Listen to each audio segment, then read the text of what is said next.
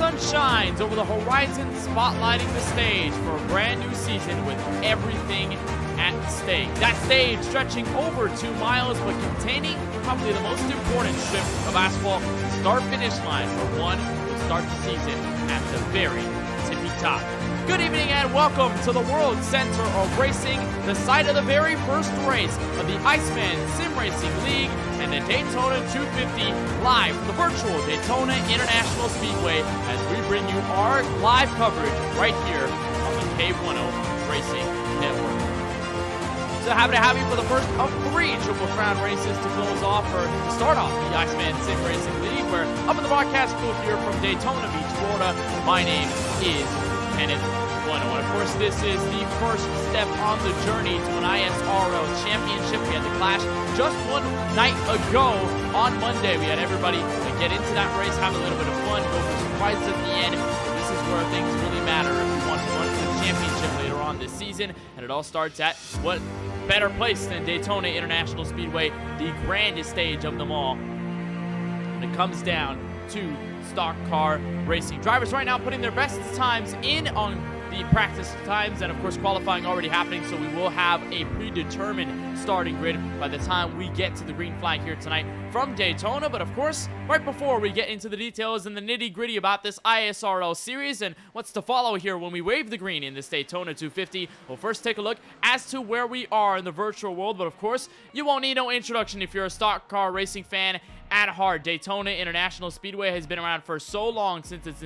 introduction in 1959. It's a 2.5 mile D-shaped oval super speedway, and it is a track that has nothing to offer other than prestige and greatness, especially if you cross the start-finish line first. There's 31 degrees of banking in turns 1 through 4, 18 degrees in that tri-oval, only 2 degrees on that back straightaway, otherwise known as that Daytona super stretch. We'll be talking about that stretch of asphalt specifically to turn 3. It's a very big place. A lot of large ones can develop, and we see a lot of great racing drivers trying different lines and doing all that they can to be a winner. We'll see that at the end of our 100 laps here tonight. Let's take a look at the schedule, though. Of course, I mentioned this is the first of 3 Triple Crown races. We'll talk about those in just a little bit, but we start off with the top of the ISRL schedule. Happened last night at the virtual Daytona International Speedway. Same place we'll start this Daytona 250, but we had the Clash. Bunch of drivers registered for that. Had a lot of fun just one night ago, but we go serious mode in the point standings here tonight from Daytona. We'll stay in the state of Florida. We'll head down south to the home state of Miami Speedway 1 week after tonight, and that'll be the second race of the schedule. We'll head to New Smyrna Beach after on September 6th, so that'll be a short track, a packed race. Atlanta Motor Speedway will be next, followed by Phoenix, Las Vegas, and the October 4th schedule has been a TBD, but it has been announced by league owner Aiden Kirker. It is now the Chicagoland Speedway over in Joliet, Illinois. So 2 straight 1.5 mile overs to end September and to kick off October midway through the season. Then we go to our second super speedway race of the season at Talladega. Of course, these cars, the ARCA cars, we'll talk about those also in just a little bit. We'll get into more details about how these cars operate specifically on the super speedways. That is a grand stage for them as well. Very wide, a 2.66 mile oval over in Alabama. Then we go to the Watkins Glen International Circuit, the first road course on the season. Then we head down to Bristol, Michigan, our all-star race in the middle of November. And then our second Triple Crown race, that one at the Charlotte Motor Speedway, the home of NASCAR. We'll stay in North Carolina. We'll head to North Wilkesboro, Darlington, the third and final Triple Crown race. So by that time, we'll have the Triple Crown winner out of all of them. They may also get some bonuses off that. We return back to Daytona over in December, and then we get down to the nitty-gritty, the final 3 or so races in the calendar: Texas, Martinsville, and the season finale at the virtual Auto Club Speedway. So frankly, a lot to look forward to in this ISRL series, but a lot to look forward to here tonight from the virtual Daytona International Speedway, where drivers will be lining up behind the iRacing official pace car, and it will be our time to take a look at your starting grid, see exactly where everybody and your favorite driver will be lining up in this inaugural Daytona 250. On the pole will be the number 9 of Connor Trafari. He has the fastest one out of qualifying. He will be the first to see the green flag in that beige machine. He'll have Hayes Booth in the 2 to his outside to kick off row number 1. It's Kenneth Amison in the number 8 machine, a rookie driver. He starts inside row number 2. He'll be in 3rd. And it will be Tyler Honeycutt in the 23. He will be on his outside in P4. 4. Josh Duke in the 32, he'll be the one rounding out your top 5. He'll have Donnie Honeycutt to his outside, the 22 car over in row number 3. Before you find DJ Honeycutt, we've got some Honeycutts in tonight's race. We'll try to distinguish them as best as we can, but DJ starts in 7. It'll be Ryan Beckering in the 12. He starts outside in that 4th row in P8. Your lead gunner, Aiden Kirker in the 39. He rolls off from the 9th starting spot. You'll have Tristan Kahn in the 44 to his outside. That red, blue, and orange number 44 machine you see in the front of your screen. Kyle Camper in the 91. He starts 11th. It'll be Daryl Arnold, rather, in the 6th. He will be in 12th, followed by John Ashley Amison in the 55. He'll be 13th. Richard Kirker, the father of Aiden Kirker, he is over outside row number 7 in 14th place. Kyle Kresmir in the number 16. He will be on the inside of this 8th row in the top 15. He'll have Tyler Kahn to his outside in the 29-16. Kevin Beckering rolls off from the 17th starting spot in that 14 car, and it'll be Kyle Durbin, rookie driver, to his outside in that 9th row. And then followed by Justin Smith, Chase Paquette, the 01 and the 10, 19th and 20th. Before you find Marcus Vanderlee in the 56th, 21st, Ricky Mosher, 22nd. It'll be Eddie Spurrow in the, or Spurrow rather, in the number 7. He's 23rd. Dwayne Honeycutt in the 17 rolls off 24th. Eli O'Quinn, 25th, 26th to the 15 of Aaron Tribble. And then the final 3 in our grid tonight. The 13 is Stephen Hayes, Brian Bacon, the 92, and Matthew McDonald. Shotgun on the field in this 29 car field from the virtual Daytona International Speedway. Of course, we do apologize for all the names highlighted in parentheses R. That is to let the league obviously know that a lot of those guys running are rookies. You are able to edit names in the iRacing League page, so we're going to have a lot of drivers on the ticker at the top of your screen display as parentheses R, but we'll be sure to do our best to highlight which drivers those are and who you're looking at, quite frankly, on your screen. We'll take a look at the weather before we get started here from Daytona. It is a warm 86-degree afternoon. Nothing surprising about this type of weather here in Florida. The wind's over to the north at 2 miles per hour, so wind not a huge factor here at the Super Speedway. No humidity, no fog, and the skies are as clear as they can be for a gorgeous late afternoon start in Sim. We are ready to kick off the first of many races in this ISRL season for 2022. In the middle of August, Connor Trafari, Hayes Booth, the 9 and the 2 will be the first to see the green. Trafari will have the jump when Barney the Flagman waves that green flag. Pace car will make its way down to the entrance of pit road. The journey to the Triple Crown and the championship starts right here from Daytona. Trafari into the restart zone, and we're green for the ISRL Daytona 250.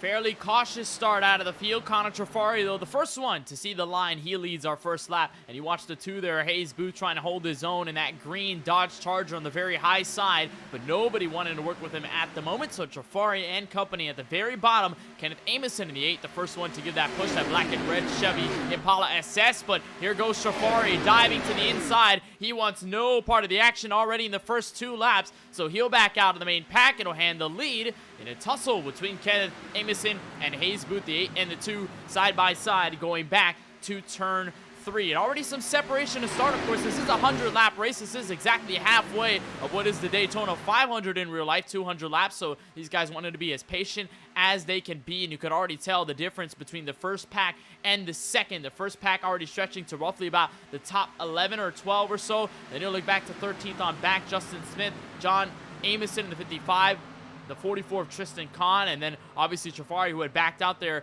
in that second lap. That's where you're starting to see a lot of the fluctuations, guys staying away from each other. And the second pack starting to develop as well. Here's a potential change, in fact, a proper change for the race lead. New driver up in front, 32, Josh Duke, made the move on the outside, had some help from Hayes Booth. 32 leads him into turn 3.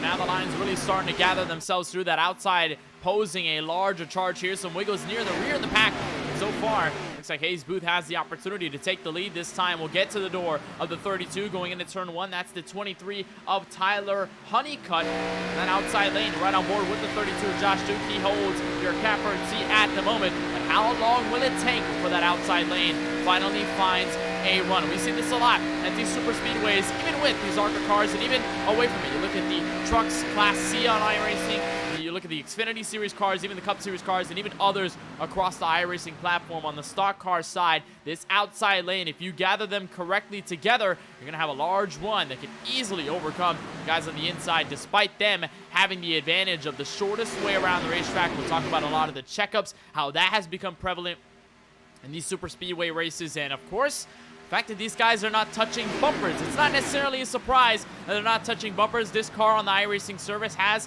a very interesting body design, and it's based off of the Nationwide car from 2009. I believe it was a Dale Jr. car back for Junior Motorsports in the NASCAR Nationwide series that was scanned. That's why this car is based the way that it is, and roughly modeled off of the Gen 4 NASCAR Cup Series car around the year 2006, 2007, before they made that switch to the car of tomorrow. And what you'll notice here, why they're not giving the bumper to each other, we're going to look from DJ Honeycutt all the way in the back here. This is obviously the top 5, the back end of the first pack. This is the reason why. You look at that big gap all the way underneath that Dodge logo in the 2 of Hayes Booth machine, and even on the other cars, it's such a large gap. And then the nose in the front of these cars can dig so far underneath that rear bumper, lifting the rear tires. I can send somebody around, so you won't be seeing any pushes, and if there are any, maybe very light taps, because you do not want to send the driver around. And obviously the last thing you want to do in a 100 lap race, and these guys not having fast repairs here tonight from Daytona, you do obviously want to have as clean of a car as possible. Actually, just never mind on that statement. There are fast repairs given to these guys. It is one offered to the entire field, so if you do end up in a crash, you can go down pit road, get a clean repaired car. But obviously, you don't want to have that extension needed in the first handful of laps. We're only on lap 6, and so far the aggression not turned up as the battle for the lead holds through. Josh Duke leading them back to the trial and to the start-finish line. Now we're seeing more of a packed-in group. We see more drivers putting themselves back in this mix, more of separation on the opening jump. And you're watching a solid amount of the field get themselves back in action. This includes the 12, the 21, the 10, all these guys in this group just looking to get themselves through and at least hang on for the moment. That's their goal right now. This is running on board with the 12. This is Ryan Beckering in his Kodak machine.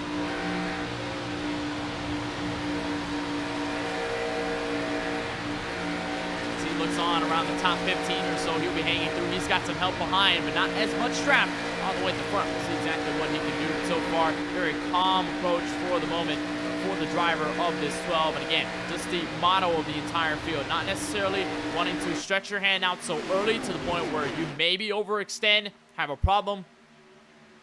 You just want to be in the safest place possible. That's exactly what's happening right now. It looks like a lot of these guys starting to ditch the outside lane. That was the 23, Tyler Honeycutt. He was giving the push to the 2 of Hayes Booth. Passed a couple times by to almost get him the race lead over the 32 of Josh Duke. Moment that does not work. 23 goes to the inside. He'll shuffle in front of the 22. That is Donnie Honeycutt. So the 2 Honeycutts trying to work together here on the very inside. But a new player up at the top. Darrell Arnold in the 6 machine and that red Chevy Impala SS giving a push to the 2. And Hayes Booth looking for the race lead out of turn 4.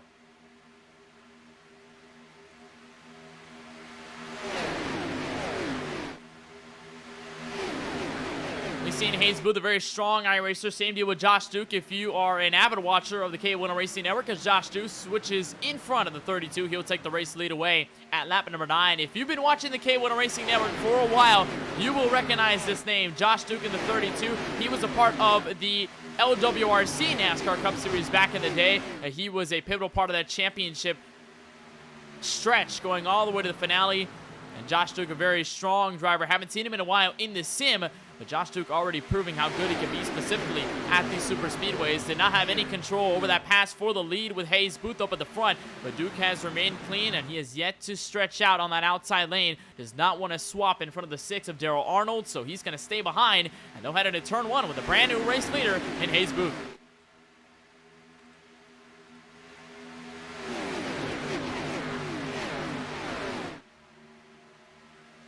So Arnold trying to hold up strong up at the top side. That is Richard Kirker in the 93, the driver behind him, running a very interesting Dodge Challenger paint scheme. And with the decals, I know obviously sad news out of the Dodge camp in 2023 that they're going to be discontinuing one of the all-time favorite pony cars among the public, that Dodge Challenger. A gorgeous car, a very stout machine. Right now, he's making this car look very stout as he holds second on that outside lane. Not necessarily the strongest one we've seen out of the top. Of course, it did get Hayes Booth the race lead, but at the cost of losing some cars on that. And obviously, with the 23 of Honeycutt working to the inside, sticking behind the 8 of Kenneth Amison, it hasn't necessarily helped the numbers on that very top side. And so you see a lackluster run. These guys not really able to catch back up to your race leaders, and that shows, falling back to 4th, 5th around that inside lane. And so we'll see if they can climb back up to the ranks, but so far it's been somewhat of a sporadic effort to get all the way back to the front. And it's leaving the 6 of Arnold to dry, as the 2 of Hayes Booth will hold on to the race lead. Josh Duke filing in 2nd. Kenneth Amison moving his way into that 3rd spot, and now looks like more of an organization effort out of that outside lane. They'll try to pick themselves back up, and we'll see exactly what they can do. They'll cross the line for lap number 12 of 100 here in this Daytona 250. One thing about super speedway racing that you're seeing specifically on that outside lane is lack of numbers and lack of communication. We see a lot of that at these super speedways, and we'll see it when we get back to Daytona later on in this ISRL season, as well as when they make their debut this season at the Talladega Super Speedway. You need drivers to have success at these super speedways. There is no way you can be successful all on your own, especially with the amount of drivers packed in full throttle 100% and not backing down. That's why you're seeing somewhat of a lackluster push out of that outside lane. Not a lot of guys wanting to be as aggressive early on as well. You think about that as a considerable factor, but in the same vein, not as many drivers up there as that inside lane. So you'll see somewhat of a stack up on the bottom, and sure, they may lose some time, specifically off of the 31 degrees of banking and the 18 degrees of banking in the trial wall. Just because there's a lackluster number there just means nothing will be made of it. One car hit the outside wall. That was the 91. Kyle Camper had a strike up there. There's a car in the back with severe damage on the right front. We'll see if there was any problem there, but no caution obviously thrown. He's able to keep away from traffic, but he's going to suffer lost time here. There goes a couple of cars to the outside. That was the 10, Chase Paquette. He was in this group as well. The 01 of Justin Smith, rocking that Mark Martin Army throwback from 2007, where he edged the paint scheme up in front of him. That 29 Tyler Kahn, he's rocking the 2007 Kevin Harvick paint scheme. Those two going at it to the line at Daytona all those years back in the Daytona 500. The other one in 29 working together, but the 10, he'll get shuffled out. He gets hit in the middle of the corner, and around he'll go. 56 involved in it as well. The 15, huge slam out of the 35. I see Matthew McDonald in it as well. And after 13 or so laps under green, we get our first caution here in the Daytona 250, all starting with the 10 of Chase Paquette.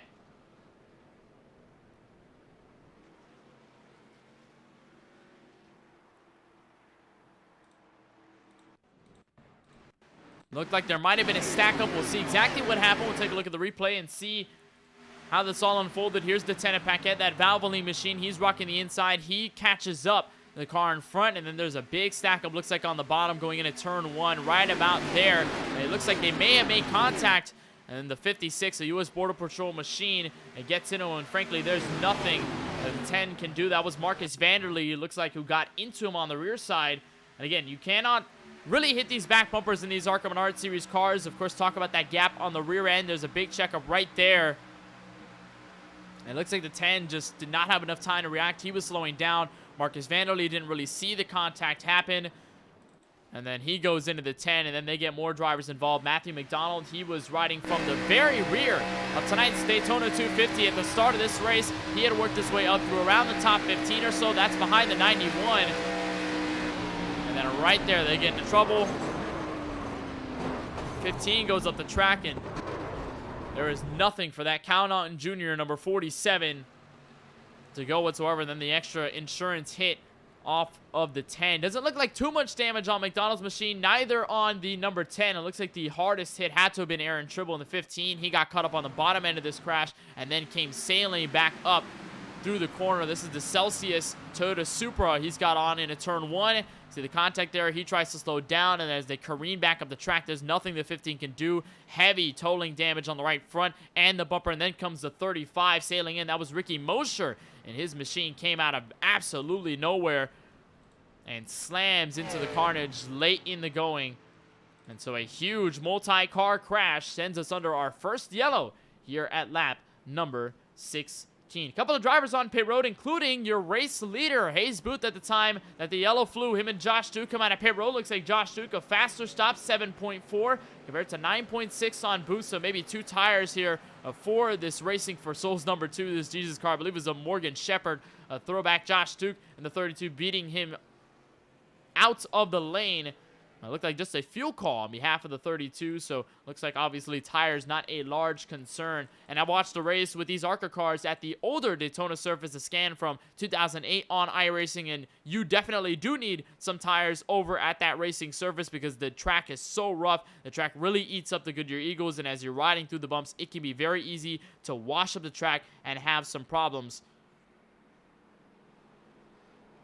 But fortunately, this is the new Daytona. This is the brand new surface. So obviously a lot of grip here on this track, and you won't necessarily need some tires. So not sure exactly where Hayes Booth is going with this call specifically. Maybe some more fuel on his tank. We'll just have to see. They will fall back, though, to 4th and 5th on the racetrack. Only top 3 stay out. It looks like the Honeycutts in this trio, this trifecta, all looking to stay out here. Lap number 16 of this 100-lap Daytona 250.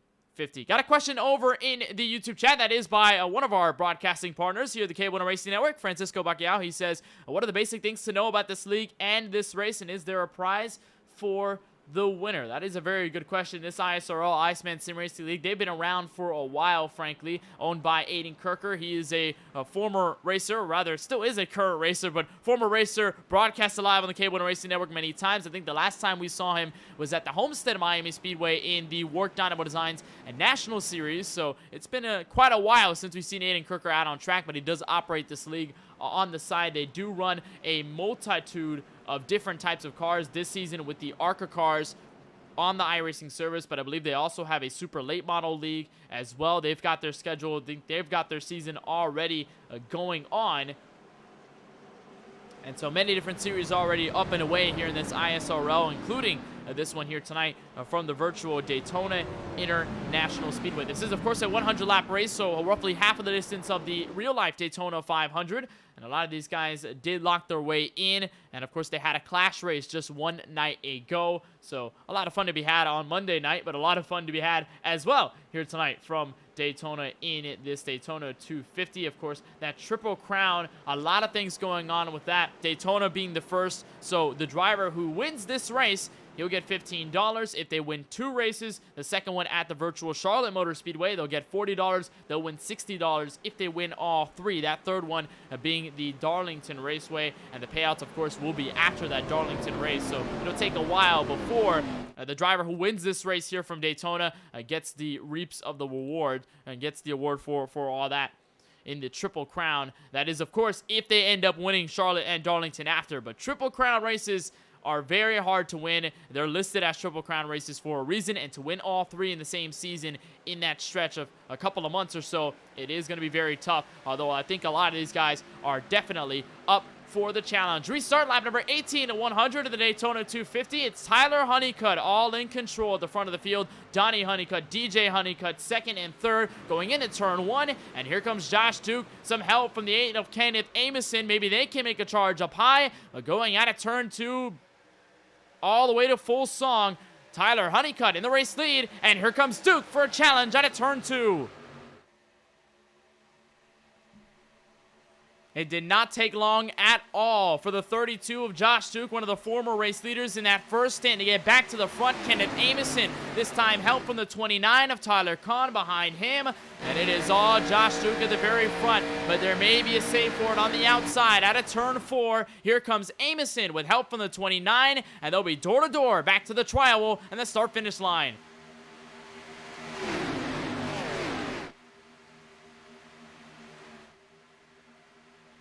And Kenneth Bueno, a large shove into turn 1 by the 29 and the 01. Bueno to the front of the field as of lap 19. We'll see if they duck down. The answer seems to be no so far out of turn 2. And Josh Duke still aiming for some hope with the lack of pushes behind him. Only 3 cars in that group. And again, talk about the strength in numbers. Here it is in full display. All of these guys at the very front. They'll shuffle to the bottom. 1, 2, 3. Richard Kirker not able to shuffle down in the 93. And Kenneth Bueno full control on a turn 4. And he will cross the line to lead lap number 20.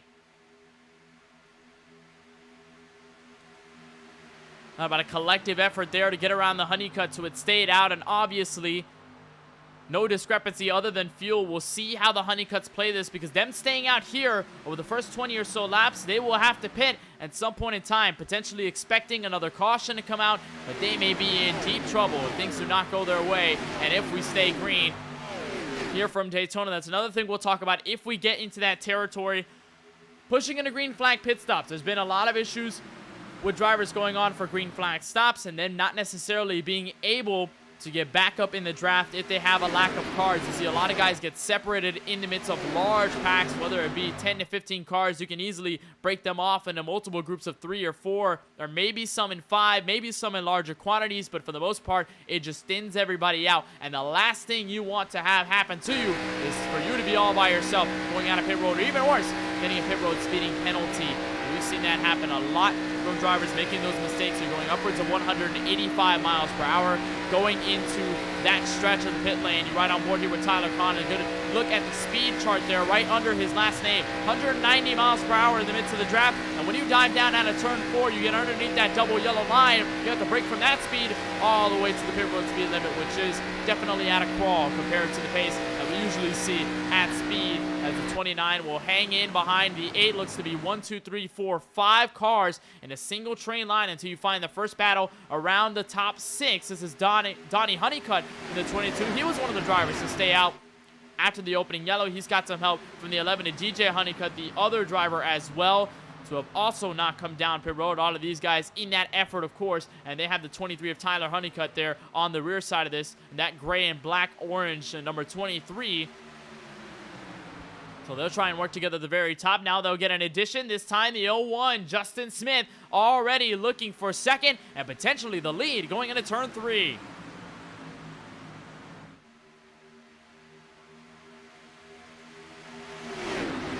So finally that outside line has grouped together. It looks like they've taken a while to get up to speed, frankly, on that initial start. Took them a while to get to the front. Took a while to have our first lead change of the race.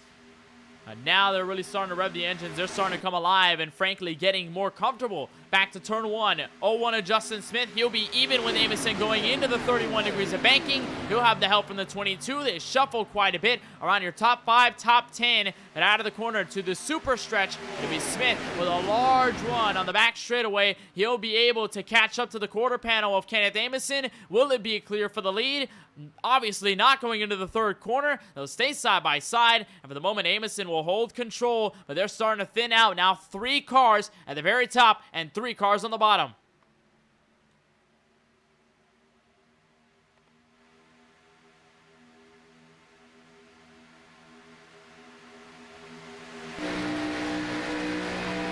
Look on board with the 56, Marcus Vanderlei. He was involved in that first caution, got into the rear end of the 10 at Paquette, but fortunately, they would pick things back up. I believe that incident did not warrant a fast repair out of that 56. Indeed, it did. So he's going to hold on to that fast repair after starting in 21st. And this U.S. Border Control throwback car from the Nationwide Series, and now will hold strong behind the 55. That is John Amison in his machine. DJ Honeycutt, that 11, that black and red Sparko machine on the very outside. Again, the Honeycutts, frankly, working together here throughout the past couple laps. They understand their strategy. They know where they're at compared to the rest of the field. So they're going to try and stick closely together as much as possible. Smith being really the only spoiler in that, and everybody behind the honeycuts. Also, Richard Kirker starting that, and Hayes Booth. Remember him in the number 2 machine. He was formerly your race leader along with Josh Duke. Both of them were tussling for position. Hayes Booth has had a struggle to get back up to the front of the field, and there he is, that bright green Dodge Charger. He has slipped into 12th. He is the second car behind that 93, frankly around the 5th or 6th car in that outside lane.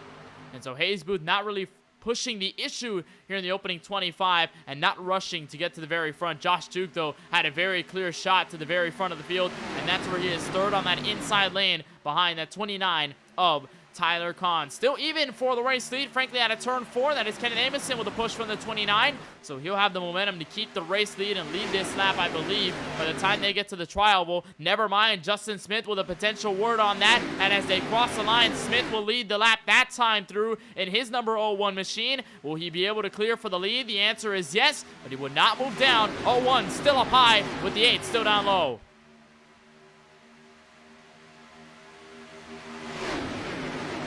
Think about the patient game that you have to play here at these super speedway races and what you have to do to ensure, number 1, safety. You don't end up in a big crash here at this Daytona International Speedway in the opening 26 laps of the race, and also as well where you pick and choose to get to the front. What momentum is swinging where, who's got the runs, who's going to be helping each other around this 2.5-mile oval, and frankly how you're going to use that, leverage it to your success. And Justin Smith looks like he's using that right now, although not many places he can go. Hasn't been able to clear that number 8 quite yet out of the trial, so he'll stick in front of that 22 machine, and again they will go even back to turn 1.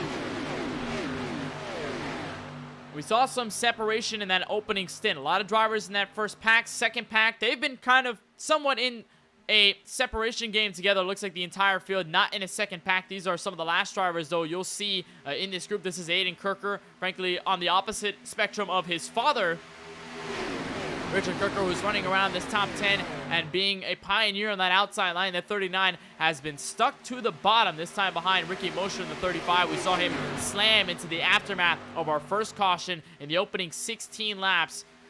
And so Aiden looking to stay as consistent as he can, right on board with the 39 machine. This is in the midst of the draft, and obviously not much he can do, and he can move some on that inside and outside lane. But again, the motive for most of the field is stay safe, stay out of the trouble, and expect mayhem at every single turn. That's the thing about these super speedway races. You cannot quite be safe in a certain situation, and these drivers do have different philosophies. We've seen them clash at many times where a lot of the guys say to be out of the trouble, you need to be at the front, or if you want to get out of the trouble and be ahead of the action, be able to brake in time, be at the very back and just wait for them to handle their business. Do all the dirty work, get the car shuffled out, have some cars damaged from some wrecks, and then as you go by as slow as you can and as safely as possible, then you can easily make up positions and be to the very front by the time the end of this race is through. A quarter of the way through this Daytona 250, Kenneth Bueno, Justin Smith tussling for the lead back to turn 1. We'll take a short side-by-side break, but you won't miss a thing. We continue our coverage of the Iceman Sim Racing League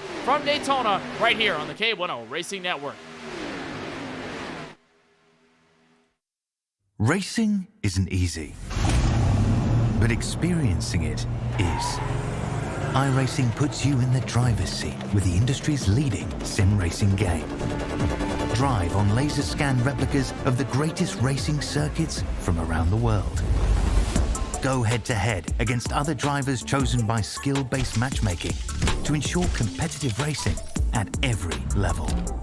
Compete across all your favorite series. In officially licensed cars, engineered to deliver the most accurate driving experience possible.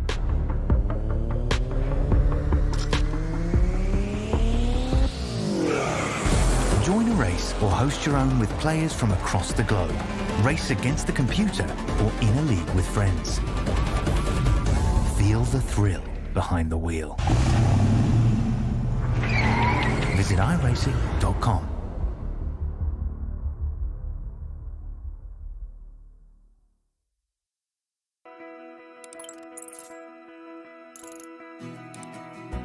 iRacing is a sim racing game that combines a true-to-life racing experience with an online community of virtual racers from all around the globe.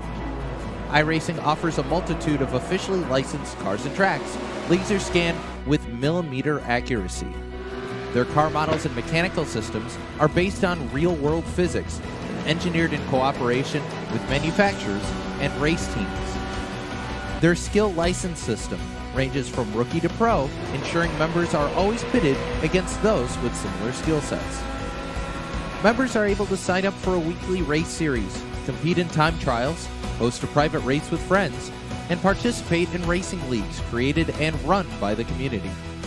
With over 170,000 members, iRacing works in partnership with renowned motorsports organizations like NASCAR to deliver virtual races based on the real-life NASCAR Cup Series, as well as many other series on the NASCAR ladder.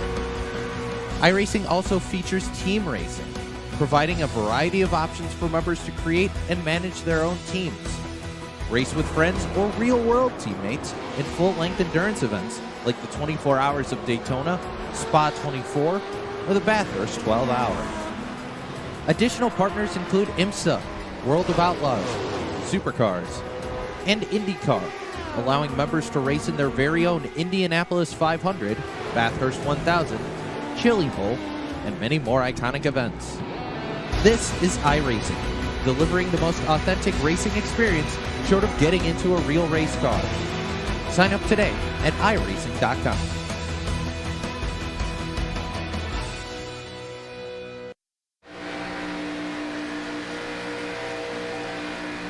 Welcome back to the virtual Daytona International Speedway, where we have crossed lap 33 of 100 here in this Daytona 250, the opening race of the Iceman's Sim Racing League. And of course, our coverage right here on the KBueno Racing Network. Kenneth Bueno with you here from the World Center of Racing, and we continue side by side for P1 on the racetrack. Kenneth Amison has yet to let go for the push from the 29 of Tyler Kahn, but it's the 01, that army machine of Justin R. Smith being the pioneer up top, help from the 22 of Donnie Honeycutt, and they have been even every single lap since. We've had one caution so far here tonight around lap 14-15, but ever since we have gone green, and we are closing in on halfway here in this 100 lap feature from Daytona. There's a lot of the drivers remaining as calm as they can be. We did talk about the threshold that you don't want to push here with these ARCA Menard Series cars, so a lot of guys displaying that cautionary tail. They definitely do not want to be pushing here, and so far that seems to be the case. Everybody holding space, a lot of checkups on the inside and the outside, or frankly, it has resulted in a very clean race so far, and we may end up in a situation where green flag pit stops might be a potential strategy to get to the very end. Remember, we talked about the Honeycutts, Donnie, DJ, and I believe Tyler, the 23, the 11, and the 22, all of them staying out on that first yellow, so they have gone all 35 laps without a single pit stop. The rest of the field now crossing the line for lap 19 in their stint. So things are going to get roughly hairy for these guys at the top, because they're going to inevitably have to pit first, and they're holding that outside lane. They have been there the whole time and haven't merged that inside lane, so there may be something to worry about here. If you're that Honeycutt trio, you want to go down pit road safely. You want to have a clean route to the entry, but at the same time, you may be on the back foot. It looked like they were expecting a caution to happen around this time, where it looks like everybody would come in to top off on fuel. They would follow suit.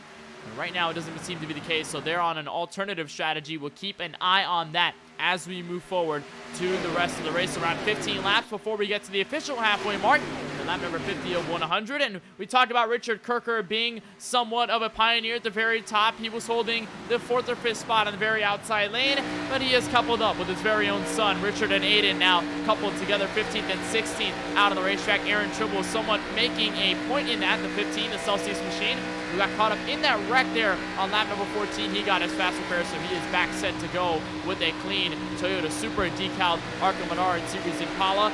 Right on board with the 93 of Kirker. He sticks behind the Ron John Surf Shop number 39 of Aiden. So they will both stick together. We've seen them both run together in the KBueno Racing Network before. If you watch the Quick Time Sprint Car League, these guys very active in that league before, obviously, it came to a close. So nice to see the Kirkers working together, both of them with their own sim rigs, and it's a great story watching them both be on the sim and race a lot of these leagues in conjunction with one another. Very strong relationship between Richard and Aiden. We'll see if they can push themselves to the front, maybe make it a Kirker 1-2 by the time we wave the checkered flag here from Daytona. But the drivers in position to hold the checkered flag, if we stay like this for the rest of the race, is Justin Smith and Kenneth Bueno. They have yet to let go, and there really hasn't been a victor out of the inside or the middle lane, and nobody has yet to extend out to that third lane. We've seen that happen by now. These guys get very comfortable running too wide across this Daytona International Speedway, and then they might want to try something like a third line. There was almost a trial there out of the 22 of Donnie Honeycutt, but it may have just been an attempt to get some clean air on the front end of that Chevy, so he will stick behind the 01 and give him the push to stay out in front, at least to remain side by side with your race leader, that 8 of Kenneth Bueno. There are some cars to talk about, though, right in front of your race leaders, and I believe this may be the group of note, starting with the 14, Kevin Beckering, and the 98 of Matthew McDonald. McDonald started dead last in tonight's field, worked his way up to the top 15, and then got caught up in that opening wreck into the middle of the corner, so he is back where he started. And if you can look at it out of the corner, you'll see just those tiny dots. That is the rest of the field looking to lap these two. And we talk about strength in numbers. The 14 and the 98 looks like they absolutely have no help from anyone else. They've been on the back foot here, so it looks like the field will be closing in very quickly, and there will be absolutely nothing that they can do. Fortunately, they can find a hole to get into the draft and maybe mitigate the bleeding and stop it for a while when it comes down to being put one lap down on the racetrack. But of course, being put one lap down at a place like a super speedway, you'll most likely need cautions or an awry pit strategy out of the main pack to get yourself back on to the lead group. So we'll keep an eye on that 14 and the 98. The lead continues to shuffle between the 09 and the 8, or the 01 and the 8 rather. And they will close in on this pack of lap cars. Here's a look on board from the Army 01 machine of Justin Smith. And again, talked about somewhat of the shades between himself and the 29. Both of them running the iconic paint schemes that went door to door to the start-finish line back in 2007 at the virtual Daytona, rather the real Daytona International Speedway, for the edition of the 2007 Daytona 500. Looks like more of a negative push here out of the guys up at the top. It looks like not able to quite get the run on Kenneth Bueno, so some breathing room here for your race leader. There's Matthew McDonald. He would duck under the apron, give way to the leaders. Same deal for Beckering in the 14, so no resistance out of the lap traffic. They'll try to find some space, almost a skip to the grass for Beckering there. They'll continue to slow down and aim to merge safely back into turn 3, so they will go through without any harm and any foul. And for the moment, Kenneth Bueno clear up at the front. The 29 of Tyler Conway behind him, but a caution comes down. A big wreck there in the middle of the corner. This is coming out of turn 4, and this does include McDonald in the 98. We saw him out of traffic, out of harm's way, and there may have been a faulty merge back. That's the 17, Dwayne Honeycutt in it as well. We'll see if the 14 of Beckering might have been in it to follow, but it appears to be a 2-car incident. Caution out, lap 40 of 100, and indeed a multi-car crash, and it may have started with the 98 of Matthew McDonald. We saw him and the 14 try to merge back up safely out of turn 2, aiming for turn 3. You see them right about here. Looks like the 98 just skips up the apron, goes on the transition. They both get very turvy, and then some other cars in it as well. Looks like the 90, that's Kyle Durbin. His Bodega machine will ride on board. This is behind the group that is slowing down. There are the 2 cars down there, the 14 and the 98. So McDonald will come up the track right about there. He'll slide across the apron. They make contact. And the 90 of Durbin in it as well. It looks like the 17 on the backside. The 12 machine of Ryan Beckering as well. So 2 Beckerings involved in this caution at lap 40. Beckering was at the tail end of the entire field. He tried to skip by as quickly as he could, but unfortunately got the hit at the very last second. We're right on board here. The 17, this is Dwayne Honeycutt, his view of the incident.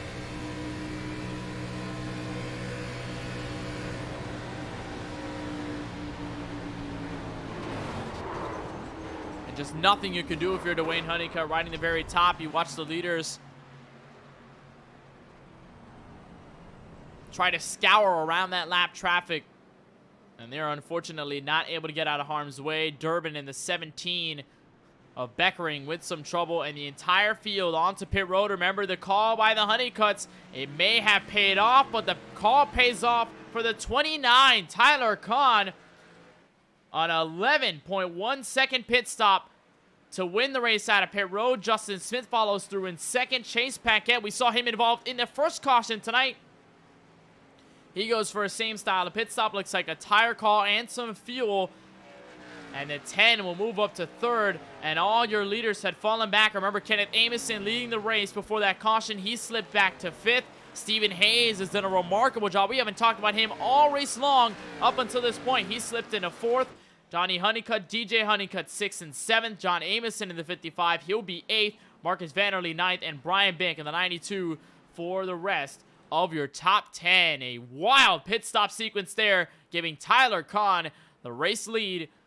And he'll be in command of the field once we go back to green flag racing here in this Daytona 250.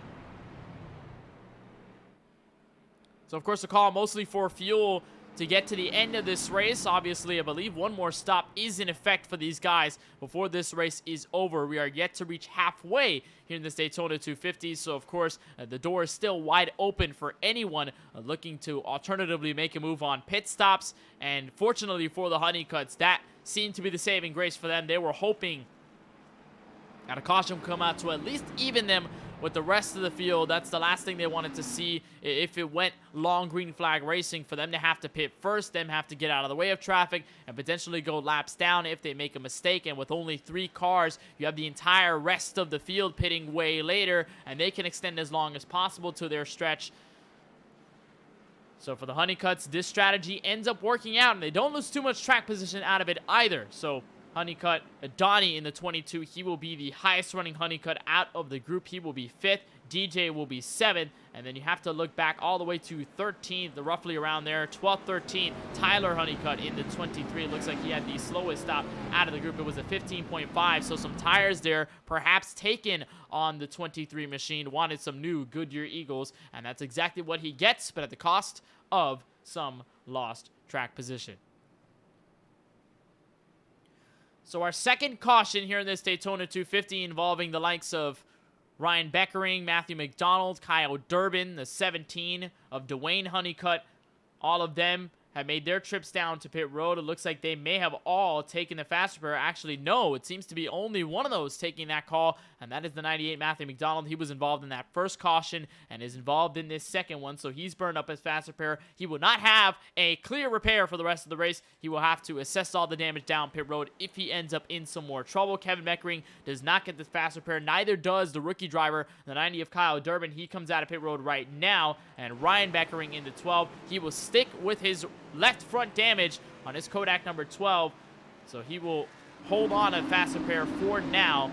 We'll see exactly what happens with them by the time we get back to full song and the green flag. Into the restart zone, the 29 Tyler Kahn goes, and he will bring us back to green. Lap 44 of 100 into the Daytona 250 as the 29 brings the field back to turn 1.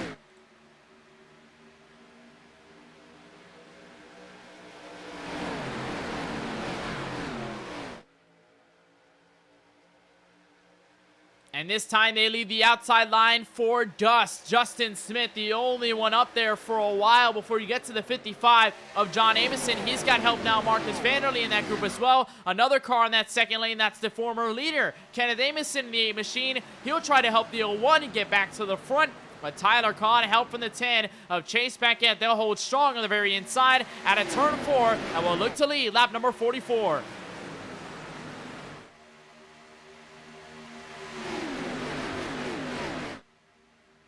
And when we talk about the comfortability out of the field, they're comfortable now running too wide here around this Daytona International Speedway. So it is helping the likes of the 01, helping the likes of the 8, the 55, all those guys now willing to stretch out to that second lane. We haven't seen, of course, that third lane in effect quite yet. Nobody wanting to take the risk or have anybody go with them. But for the moment, that second line seems to be favorable on behalf of the 01.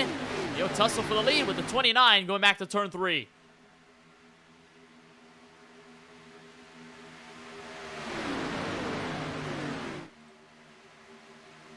Look at how strong the 29 and the 01 have been, and rather the 01 and the 8 and the 29, all three of them very strong in the opening 45. And all of them leading laps in that category. The 29 will cross the line. He'll lead this race for the moment. As we cross lap number 46, he's got some help from the 10 of Chase Paquette, who was running up front and then got caught up by that checkup going into the corner. And now here he is back in the game in that Valvoline machine after starting 20th tonight into the top 3 as he run on board with the 10.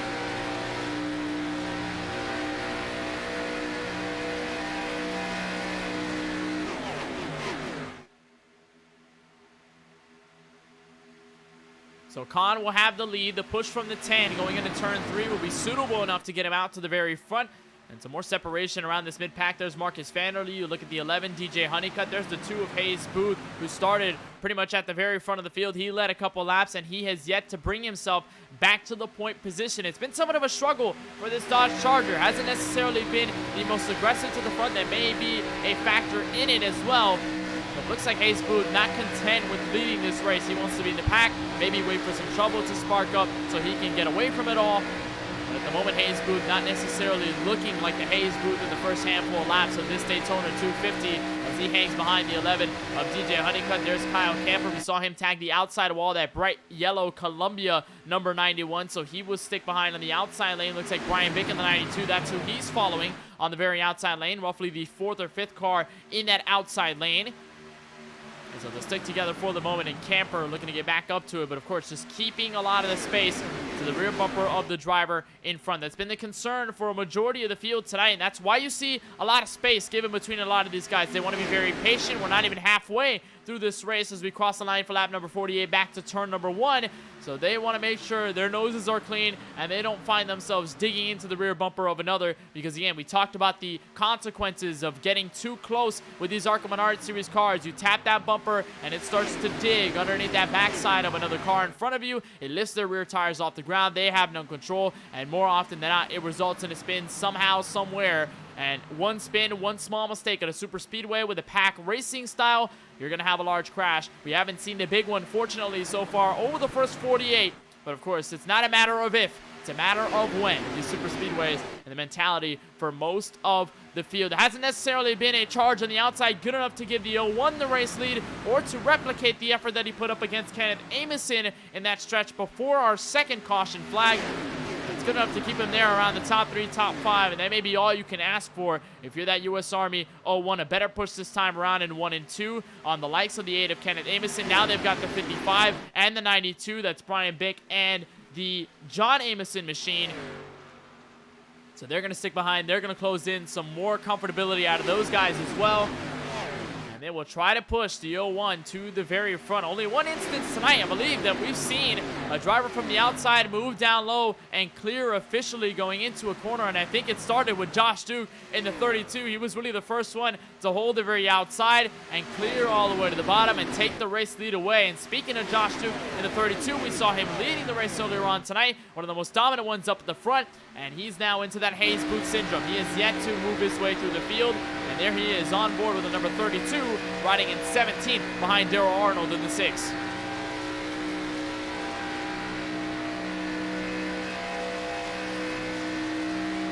So he will work with your pole sitter tonight, Connor Trafari, in the 9 machine. They've also got the number 21, that's Eli O'Quinn, in his Ford Fusion. I believe that's a Ricky Rudd throwback on behalf of Wood Brothers Racing, that 21 blue Air Force machine.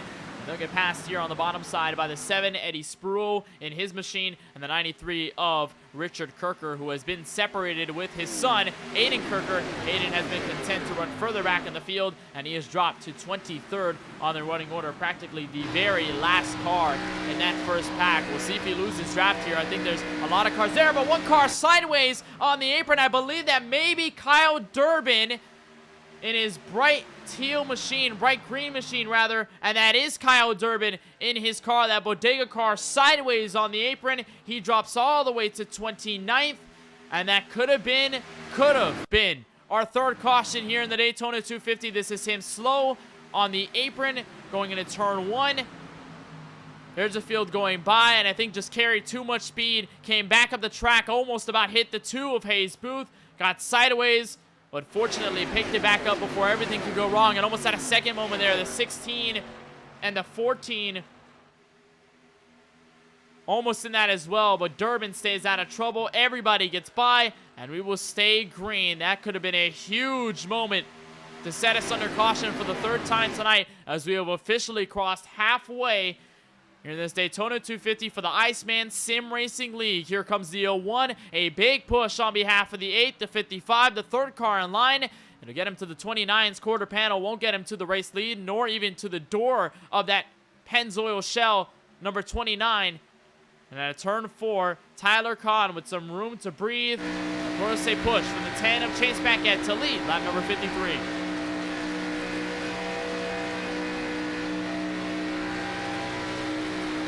Look at the position a lot of these guys are in. Of course, separation being the key. That is the 12 machine that just got past Ryan Beckering in his car. That Kodak, remember, he got damaged from one of our last crashes, so he has been put one lap down. He will fall to 28th on the racetrack.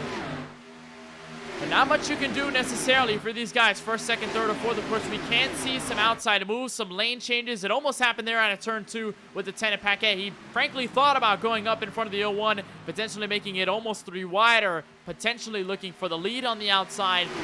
But again, 53 laps in this race. It's not necessarily go time quite yet. Yes, you are halfway, but you're not within at least 20 to go, 10 to go, and for some drivers, 2 to go is the place to start going through the field, and if you're at the very front, to go for the very win of the race. So still somewhat of a cautioned field.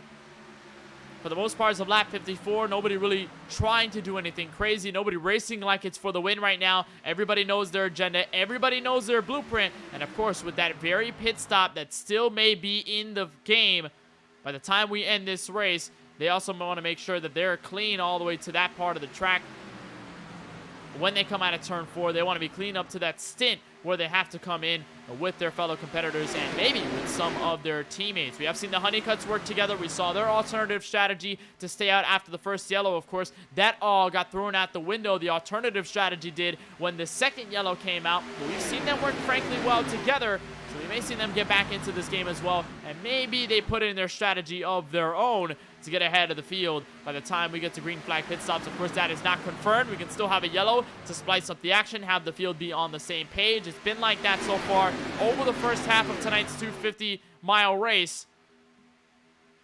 But it's only a matter of time, and this field has looked like they've stayed as close as they can be without touching each other on the racetrack. As Tyler Kahn continues to lead, and the 01 trying to give chase. Here's the 13 all the way in the backside of this is Stephen Hayes in his Whataburger car. He started deep in this field, 27th, and he's made a solid charge to the field in 5th. Of course, those crashes, those yellows, definitely shaking up the order. You look at guys like Chase Paquette, who was running up front, got involved in the crash, was on the back foot, and then now here he is, second on the inside lane, running in 3rd.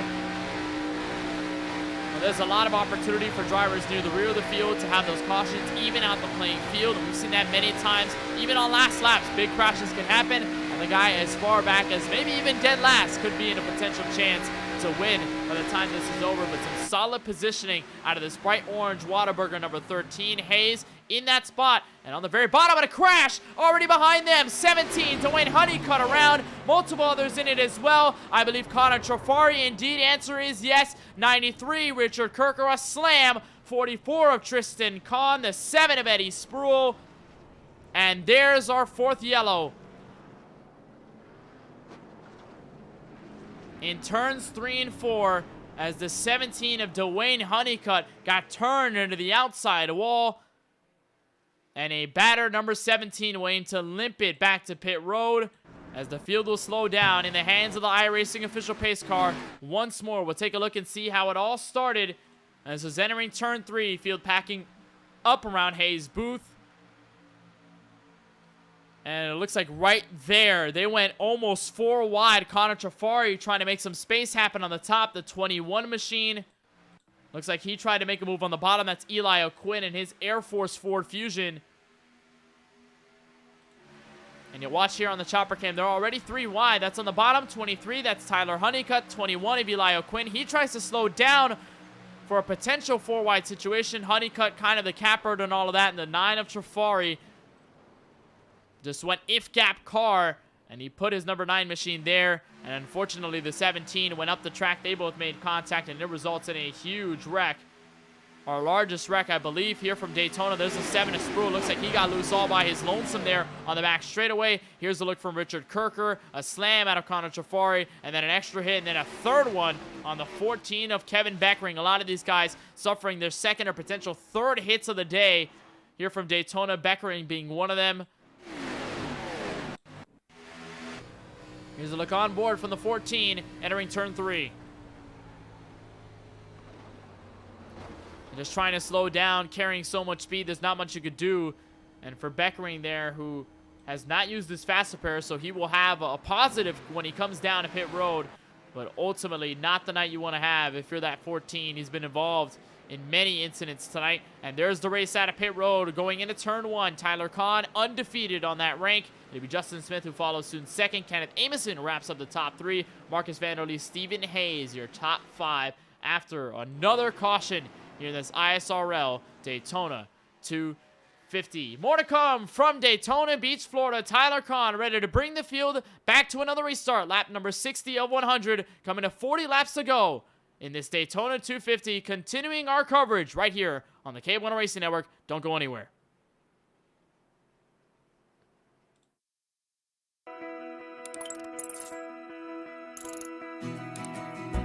iRacing is a sim racing game that combines a true-to-life racing experience with an online community of virtual racers from all around the globe.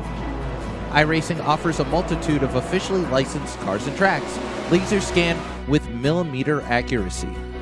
Their car models and mechanical systems are based on real-world physics, engineered in cooperation with manufacturers and race teams. Their skill license system ranges from rookie to pro, ensuring members are always pitted against those with similar skill sets. Members are able to sign up for a weekly race series, compete in time trials, host a private race with friends, and participate in racing leagues created and run by the community. With over 170,000 members, iRacing works in partnership with renowned motorsports organizations like NASCAR to deliver virtual races based on the real-life NASCAR Cup Series, as well as many other series on the NASCAR ladder. iRacing also features team racing, providing a variety of options for members to create and manage their own teams. Race with friends or real-world teammates in full-length endurance events like the 24 Hours of Daytona, Spa 24, or the Bathurst 12-Hour. Additional partners include IMSA, World of Outlaws, Supercars, and IndyCar, allowing members to race in their very own Indianapolis 500, Bathurst 1000, Chili Bowl, and many more iconic events. This is iRacing, delivering the most authentic racing experience short of getting into a real race car. Sign up today at iRacing.com.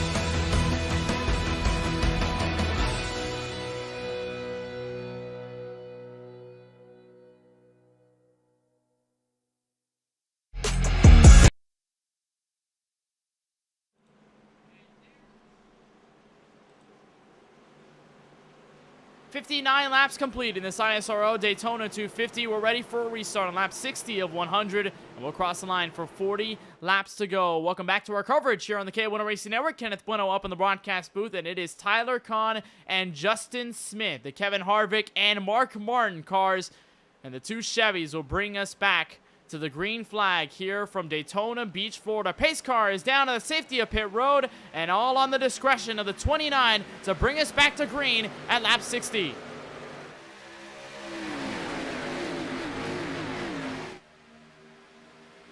Solid start into turn 1, some shuffles around that outside lane. Marcus Vanderlee looking up top. He tried to go down low. Some space filled, though, on behalf of the 22 of Donnie Honeycutt. He will edge out just behind the 13 of Stephen Hayes, and somehow the 01 of Smith will stay alongside the 29. Here's a push from the 56. Marcus Vanderlee looking for more, and almost 3 wide, going back to turn 3, and almost some contact as well.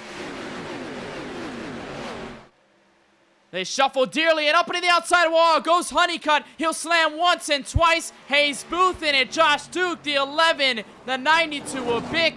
And another large crash in the same part of the track as our last yellow. Turns 3 and 4, the trouble spot for the field. As the caution waves once again in this Daytona 250.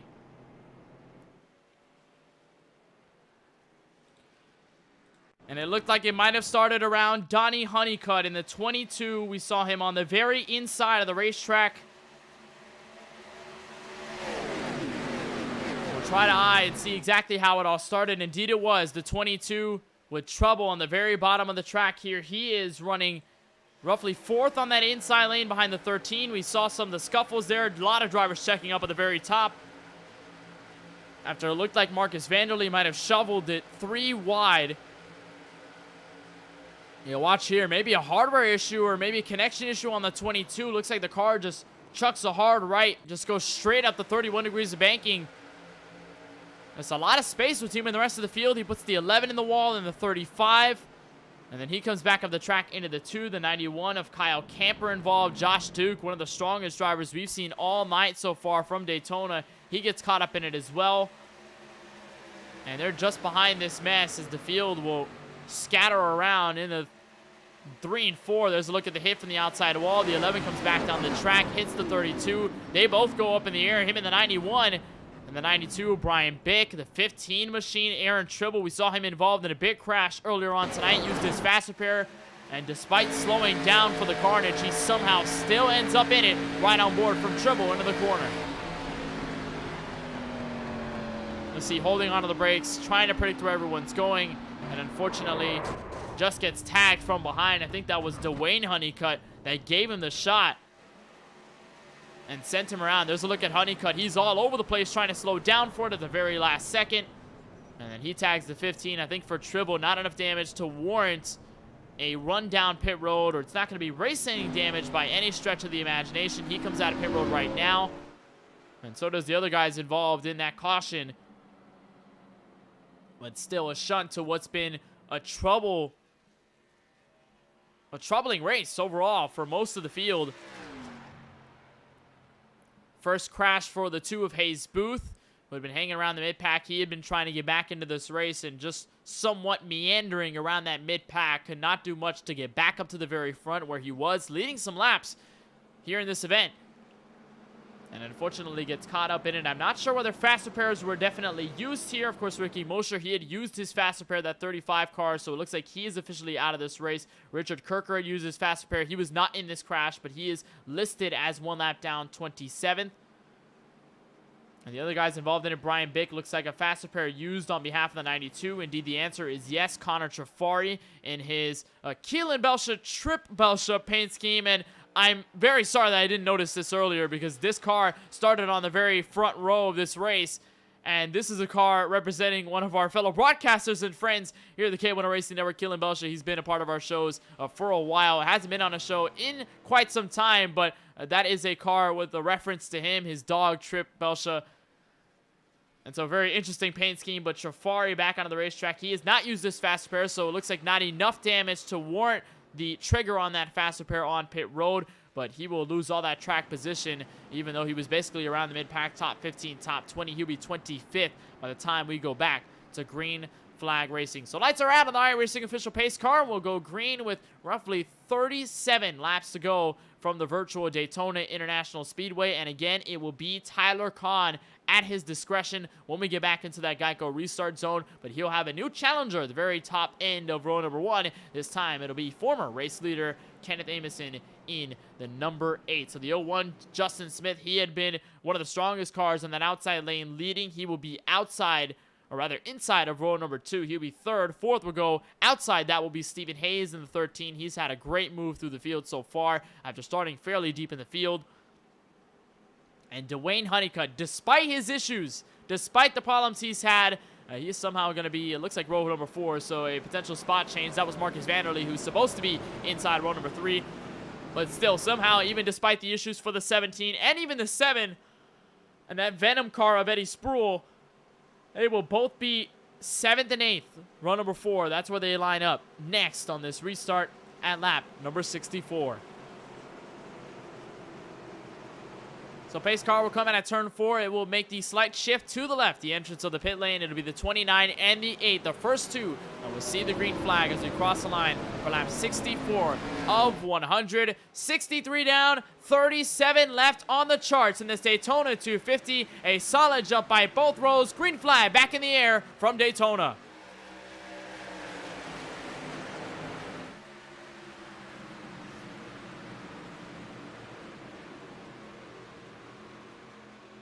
And we've seen the 01 of Justin Smith be a stout pushy, but can he be a solid pusher? It looks like the answer seems to be a resounding yes out of turn 2. No pack of the outside lane to answer any of the calls by the bottom. Tyler Kahn clear for the race lead. 1, 2, 3 without a fight so far. And we've seen the trend, that outside lane taking a while to get sprung up to full song. You go up to the gears, and that outside lane has nobody until the last second. Some guys get out of the way from the very bottom, and then finally they end up on that outside, and they finally have something to say as we run on board with Kenneth Bueno in the 8 machine. He tries to mount the charge on the rest of the field up front. And your former leader aiming to get back to where he was, a move for third and a potential move for second into turn 1.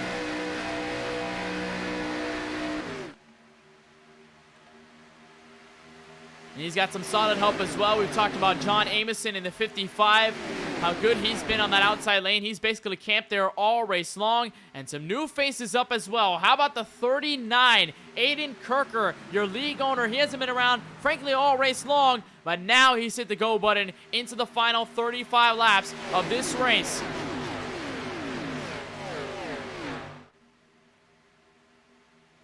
A float up high by the 55. He'll give the push to the 8. That'll even him out with the 29. This time through, maybe a charge in a turn 1. And for now, the 29, Tyler Kahn, holding strong into the race lead. Justin Smith giving the push of his life, and a huge gap on that outside line after 3 cars.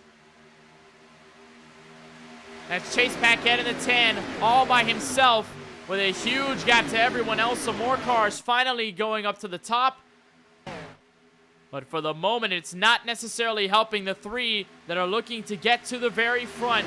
Ameson still even with your leader going into turn 3. But Khan holding strong with the 0-1 to give assistance. And of course, there is still the possibility of green flag pit stops. Not entirely sure how long these guys can last on a set of fuel.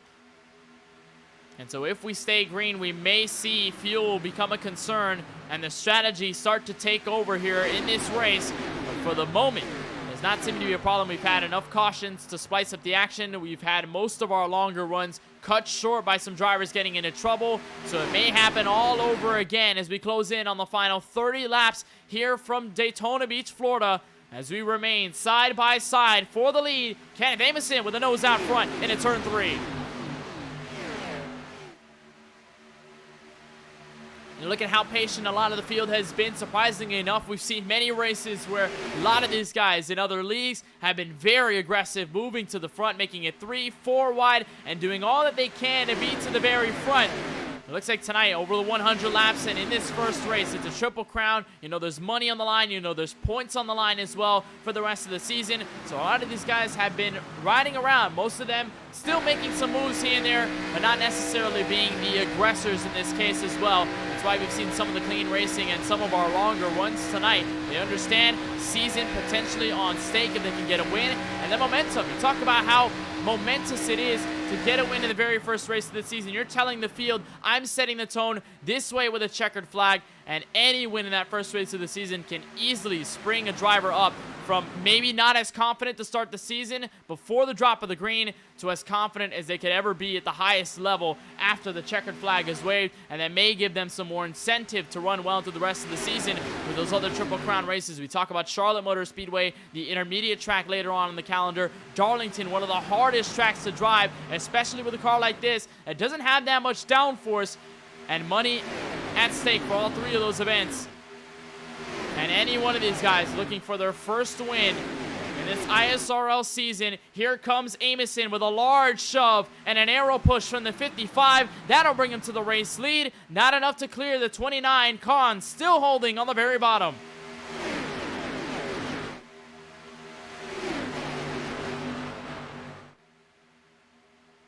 And some wiggles there out of the outside lane. Some guys getting loose. That's Marcus Vanderlee as of note. Same deal for the other neon numbered car in the 10 of Chase Paquette. And they both wiggled a bit out of turn 4, but it looks like they do a nice job of collecting themselves back together. There's Eli O'Quinn, that blue number 21, the 7 of Eddie Spruill to his inside. Hayes Booth, who was involved in that last caution, he has since moved to P11 on the racetrack. There's Matthew McDonald as well. We saw him in the 98. We saw him get a fast repair. He was involved in, frankly, the first 2 cautions here tonight from Daytona. But again, things change as quickly as you can notice them.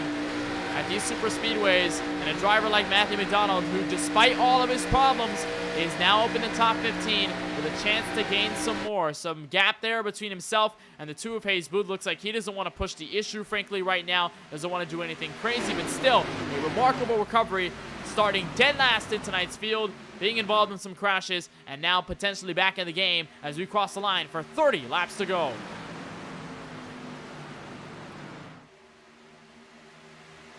There was almost some potential three-wide action around the 6th car of Daryl Arnold. He almost spread it through the middle on the inside of the 21 of Eli O'Quinn, but he'll back out. He'll think better of it, leave some space to that Ford Fusion, who leaves a myriad of space between himself and the 10, that Valvoline machine of Chase Paquette. So we'll see if they may try to mount a huge run, but for right now, again, safety being the priority. Nobody wanting to junk their cars into the last 30. And again, a lot of these guys have fast repairs for the most part. You think of some of the exceptions being that 98 machine of Matthew McDonald, in which he's used his fast repairs, so he's more at incentive to keep his car as clean as possible. But for all these guys, they've got a fast repair, and they know they don't want to really look at it for the rest of the race. The only thing they want to look at is the tire call, the fuel conservation, the fuel numbers. If they can't make it to the end as of lap number 72, they do not want to glance over to that checkbox that says fast repair and think about using it at once. These guys have done a nice job of keeping themselves clean. They've been some of the stoutest drivers up in the field, safety-wise. And of course, answering the philosophy of if you stay up front, chances are you're going to get away from all the mayhem. And that seems to be the case. They'll come out of turn 4. It'll be Tyler Kahn still in the race lead. And that push from the 01 of Justin Smith. And my question is whether Justin wants to extend his hand out. If he finds some space on that outside, does he go there, or does he push the 29 out of lane? So far, he's been riding behind this 29, hasn't had any problems with the car right in front leading this race, or even riding around on the very bottom, tucking against that double yellow line. He's been one of the aggressors so far here tonight. One of the more aggressive ones, if you didn't even really call it aggressive. Nobody's really been aggressive so far here in this race. But this 01 has been one of the better ones at making the right moves at the right time. So if the door opens, does he take it, or does he stay in line? Right now, he stays through. No space to go up top, of course, with the 8 of Amison up top. So he will stay there, and the lead will remain with the 29 of Tyler Kahn. They remain side by side. That was Eli O'Quinn, almost about going 3 wide. This is about around the top 10, so still side by side around maybe more than 5 or so rows deep. And they may be 3 wide even further behind them. There's the 91 of Kyle Camper. Might have been a moment around Connor Trafari and Tristan Kahn, the 9 in the 44. We're on to the back straightaway, but looks to be no issues there, no potential issues either. So they will remain side by side, and no problems for anyone at the very front. We remain like this for a majority of the race, apart from obviously our cautions, which have broken up the field. And this field has remained in this trend. Go side by side, have the inside and the outside lane fluctuate a bit, but no large changes through the running order. Most of these guys willing to stay where they're at to survive what's going to be the next 25 laps here in this Daytona 250. And again, a large change when we go to next week's race. We won't go for a super speedway for another while. It'll go a couple of months before we visit the Talladega Super Speedway, and then even a longer break before we get back to Daytona later on in the campaign. Our next race will be at Homestead, Miami. That's an intermediate track. We'll visit some short tracks in there as well. New Smyrna, a large factor there. That could be a wild card race at that short track with these cars. And so super speedway racing will not be featured that much here in the CSRO season. And these guys are looking to make sure that their super speedway records are clean. And it seems to be the case for the most part. We'll cross the line with 25 laps to go. And again, Tyler Kahn, Kenneth Amison have yet to relinquish the challenge for the lead. The 55 of John Amison has been stuck behind this 8, and no shuffle to the very third lane quite yet coming out of turn 2.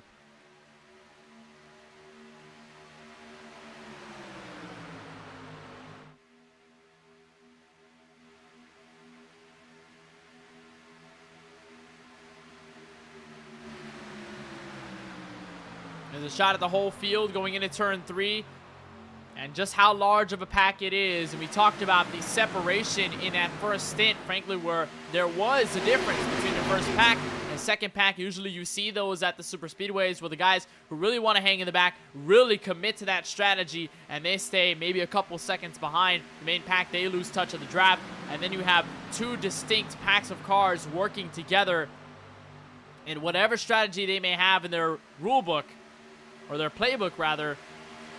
But for these guys up at the front, and for pretty much the rest of the field, it's been a collective effort to have that single pack be as constant as possible. We haven't seen a large second pack spring out just yet, and as far as this race have gone, you would expect that second pack to be somewhere where guys have seen those first couple of racks and think, all right, maybe I don't want to be in this first pack. Maybe I just want to be in my own stretch of drivers with other guys that I trust. But that hasn't been the case. The whole field sticking with your leaders.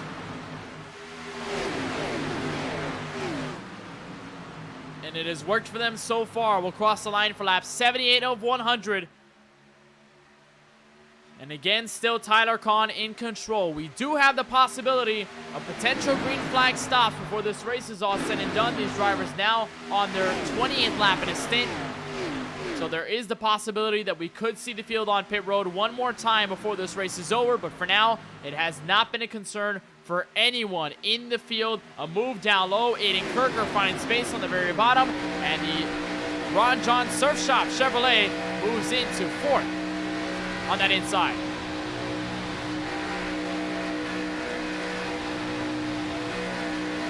Let's look on board from Aiden Kirker and his 39 machine. A look even closer on the cockpit, just how smooth you have to be at this Daytona International Speedway. If we were at the legacy version of Daytona, you'd see this wheel bounce a lot more. You'd see them wrestle this wheel way more to keep the car planted.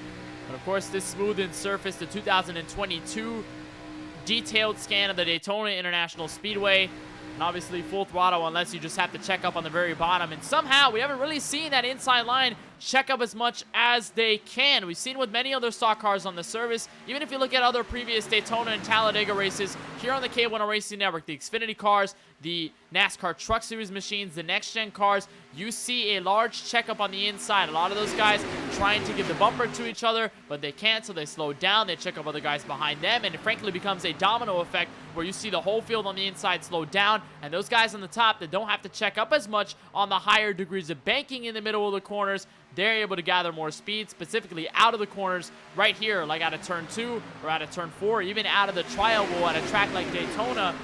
But with the fact that you cannot hook bumpers here in these Arkham Menard Series Chevrolets, we haven't seen that problem as prevalent as it could be. Yes, there has been checkups on both lanes, and there still is somewhat of the slowdown on the very bottom if you're tucked up against that double yellow line here at this track.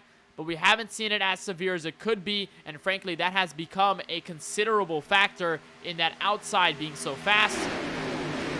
And it's evened out both lines. That's why you've seen the side-by-side action so much between the 29 and the 01, now the 29 and the 8, and even before that, the 8 and other drivers. That checkup pretty much being non-existent. And that outside, despite the runs that they can gain with the amount of cars that they have, it isn't large enough to clear guys like Kenneth Bueno up to the very front of the field where he can dive down in front of that 29 and command the field. So far, has not been the case.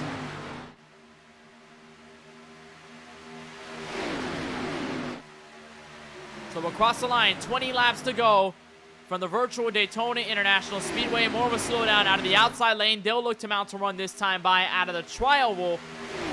But it is Tyler Kahn dominating the last section of the race and not relinquishing the race lead. He has Justin Smith to his backside here in that 01, that U.S. Army machine. And Justin Smith has had some opportunities to get to that outside, this being one of them out of turn 2, but he has not moved up there quite yet. And I believe it may just be the thinking process that it is not go time quite yet.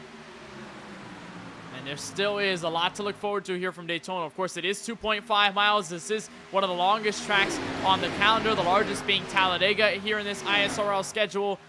So these laps do take a while. They take roughly 47 seconds, 46 at its best.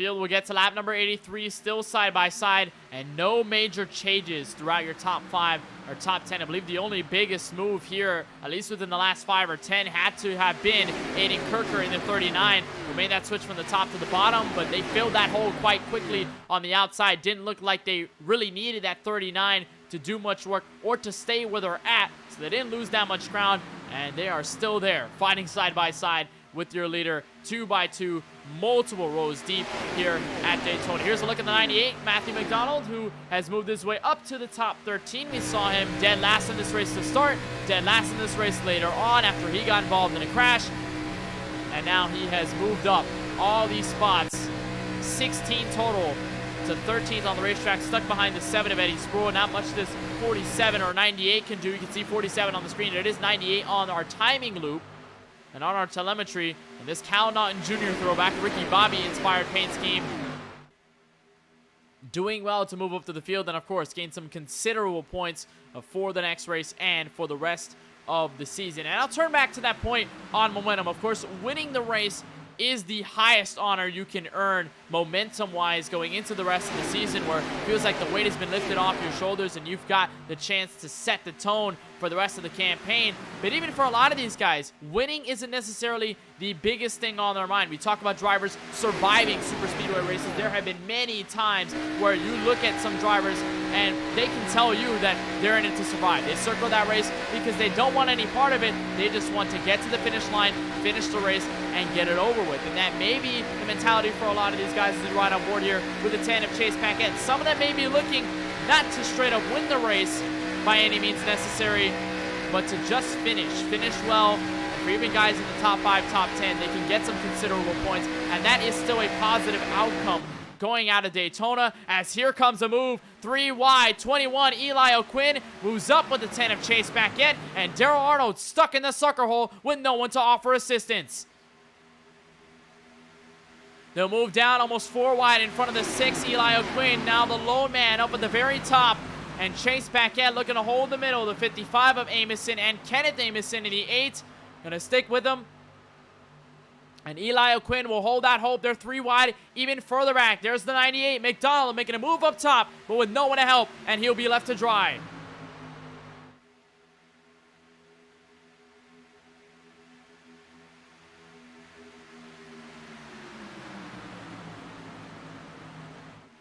Now a move there out of the 21. Eli O'Quinn tried to work under the 10, but to no avail.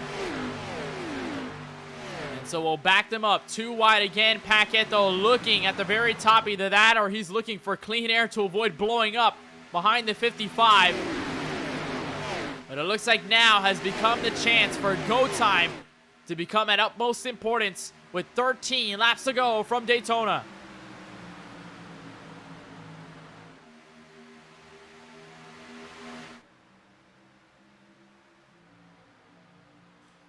And look at the run by the 8 of Amison with a chance to take the lead going into turn 3. The Amisons working together, but not enough of a push to clear Kenneth quite yet.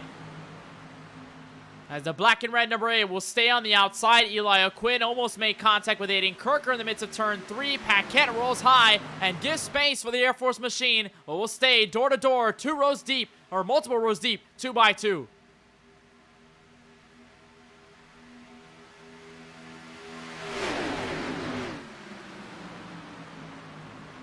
And you look at how calm and composed this field up at the front have been. That shuffle there around 3 wide might have scared some of the drivers a little bit, but for the most part, we've seen these guys right here, 29, the 01, the 8, the 55, the 13, even the 39 and the 10, all of them have been composed at the front of the field, and they've been willing to stay there. A wiggle out of the 21. He'll slam into Marcus Vanderlee down the apron. They'll both skip to the grass and slide back up the track.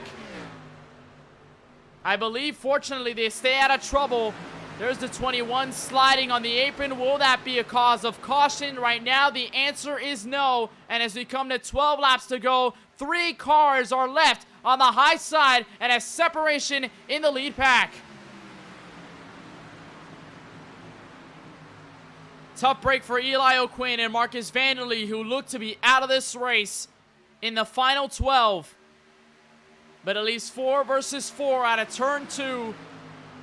With Amison still a push from the 55 and it may be enough to clear him going into turn 3. Indeed it is, and he will not look down, and he'll stay up top into turn 3.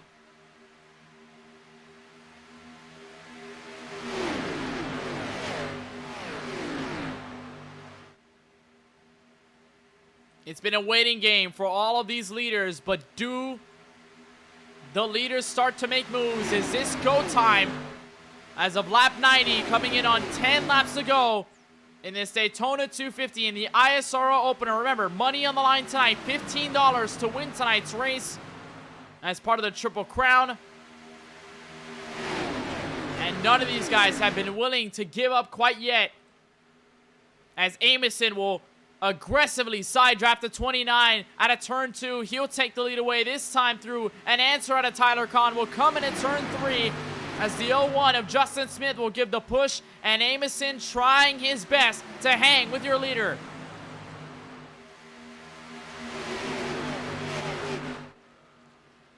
And now that's brought in more drivers in the group. Remember guys like Aiden Kirker, he had kind of hung around that inside lane. Now he's back up top. You look at Connor Trafari, who started this race at the very front of the field. He's now into the top 10. Matthew McDonald, he's running around in P12. Brian Bick, he was involved in a caution as well, that 92. And he has plummeted through the field multiple times, but he finds his way to 13th. As the lead will switch hands once again, over again, time after time, lap after lap, as they will come out of turn 4 and reach 9 laps to go for the virtual Daytona International Speedway.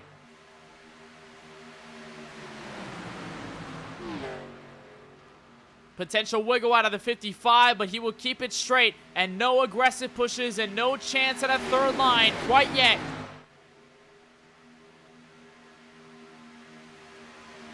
It's been so tough to make moves here with these ARCA cars. Remember, the elimination of using the bumpers has severely mitigated the opportunities to make it 3 wide, to make it 4, and of course to give the large pushes to clear drivers on the inside or the outside lane. But it has been enough to keep the field as even as possible. Oh, there's a slide up there. The 7, Spruill, moved up the track. And of course, no contact with Kirker. The distance too large to make contact there. And they will aggressively side draft again. This time, 8 laps to go from Daytona.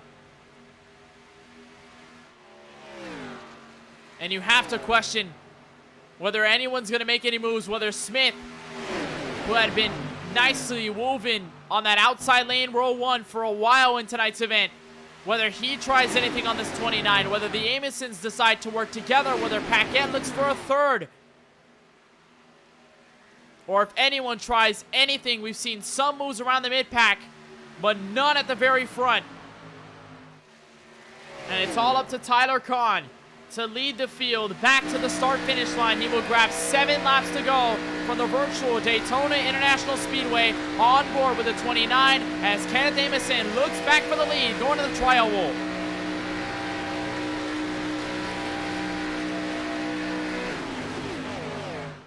And if you spent the entire race being caution full and being as careful as you can be, now's the time to push. And in the final 6, there's some lap traffic up at the front, one of them being Marcus Vanderlee. We saw him in trouble with Eli O'Quinn as they got together on the max straightaway. How much of an effect will they have, or will they move out of the way? We'll just have to find out as the field comes into turn 3 and approaching them quickly. Looks like they'll stay up top. Will be 3 wide. The 21 and the 56 will be able to get away from traffic as the 55 tags the 13 into the 10. There he goes spinning on the grass into the trial wall. Caution flag will wave this time by from Daytona with 5 laps to go.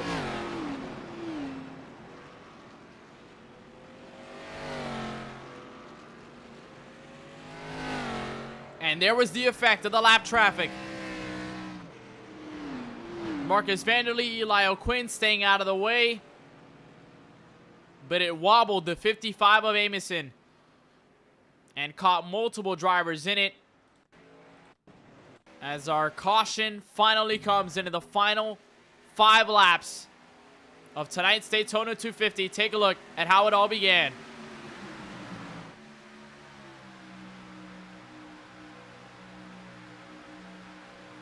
You'll see on the top side of your screen that white and green number 56 and that blue number 21. Marcus Vanderlei hits the outside wall.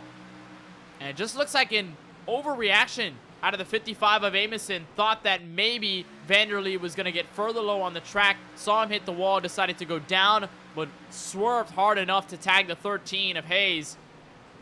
And then as Paquet gets into it, he gets hit from behind by what looks to be the 92 of Brian Bick. There's the 22 of Honeycutt, who gets into him as well. There's a look on board from Stephen Hayes in the 13.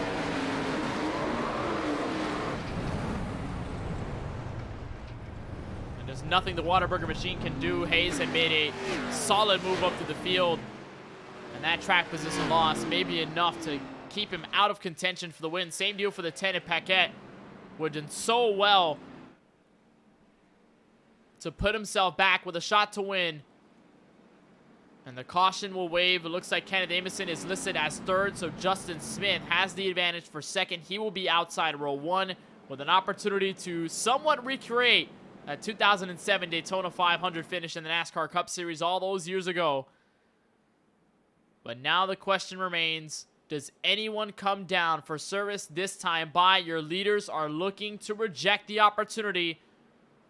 And I believe most of the field involved will take their hand on pit road. Indeed, the answer is yes for the likes of 22, Donnie Honeycutt.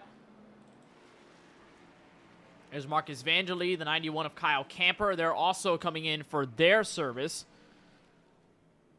And so most of the back runners coming out of pit road. Looks like Eli O'Quinn gets a wave around, so he will go around the pace car and he will unlap himself. And as of note, we haven't really talked about the lead lap car count. We are now at 23 with Eli O'Quinn. It was once, of course, 22, and it would have been 21 with the likes of, I believe, another car going a lap down later on. Once they got past the 56 and the 21, Ryan Beckering will be the first car one lap down. He has since used his fast repair, so that's why you do see, or actually, no, did not use the fast repair, but just got some repairs on pit road, the 12. And a clean Dodge Charger here in his Kodak machine. So he is 24th, one lap down. The same can be said for 25th place, one lap down as well. Richard Kirker, who slammed into the outside wall, used his fast repair, and ever since being a put lap down, he has yet to recover. Donnie Honeycutt, we saw him on pit road, got involved in that crash. He is 26, also one lap down. And Marcus Vanderlei, who got lapped there, hit the outside wall, stayed out of harm's way in that crash on the tri-oval. And he will slide up to 26 as he gets by the 22 of Donnie Honeycutt, but he will still be one lap down and will not get the lucky dog if we do get another yellow flag. Just an update from the last two drivers who have DNF tonight. 35 of Ricky Mosher. He is 36 laps down, so it's been a while since he put it behind the wall. And the same can be said for the bright Bodega machine, the 90 of Kyle Durbin. He will get your last place award. 29th here tonight from Daytona. An unfortunate race for both the 35 and the 90. And just being caught up in the wrong situations at the wrong time. So with that caution, we will have a restart inside 2 laps to go. I believe this is an organic green-white checkered restart. We do have possibilities for overtime if we do get a yellow before this race is over. But it looks like we will naturally set this up on a 2 lap to go restart to end this ISRL Daytona 250. It has been all Tyler Kahn at the front of the field. And in that last stint, have help from the car he would challenge on the outside when we go back green. Justin Smith. Kenneth Amundsen, he will be inside of row number 2 in third, so he will be the one pushing that 29 once we come out of turn 2. Eddie Spruill, who got caught up in a crash earlier tonight, has made a recovery like no other. And he's got a shot to win tonight as well. He will be outside of row number 2. Followed by Darrell Arnold, who will rack up the top 5. It's been an up and down evening for that Crimson Tide number 6, but he's in the shot as well. Connor Trafari, your pole sitter tonight. We really didn't see him much at all after losing the race lead. He will be in P6. It'll be 7th for Aiden Kirker in the 39. 8th for Tyler Honeycutt in the 23. Brian Bick will be 9th, and it'll be 10th for the 98 of Matthew McDonald.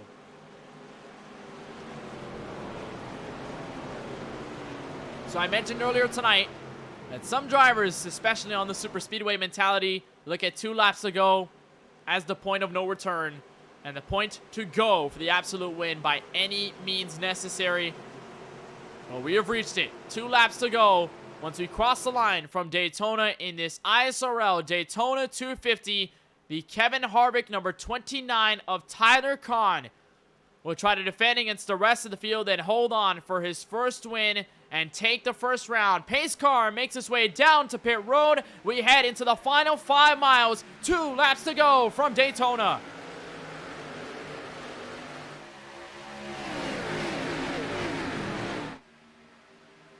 And a solid jump out of your leaders, but it cannot be said for everyone fourth on back. Look at the distance between first, second, third, and everybody else. Can this be the run for the rest of the field to make to the front of the field? Here comes Arnold with a move up top. He will not try to ditch the 0-1 and will be side by side for the lead on the back straightaway. Here comes Connor Trafari to make it 3. How about 4 wide? Look at Tyler Honeycutt in that third lane. The first time we see anybody use the very top. He's got help from the 11, the Honeycutts, the duo working together at a turn 4, coming to the white flag. And a caution comes out before we get there. Multiple drivers involved. The 55 of Amison, Stephen Hayes in the 13. Marcus Vanderlee tucked up against the outside safety barrier at a turn 4. And this race is not over quite yet. Caution out with 2 laps to go.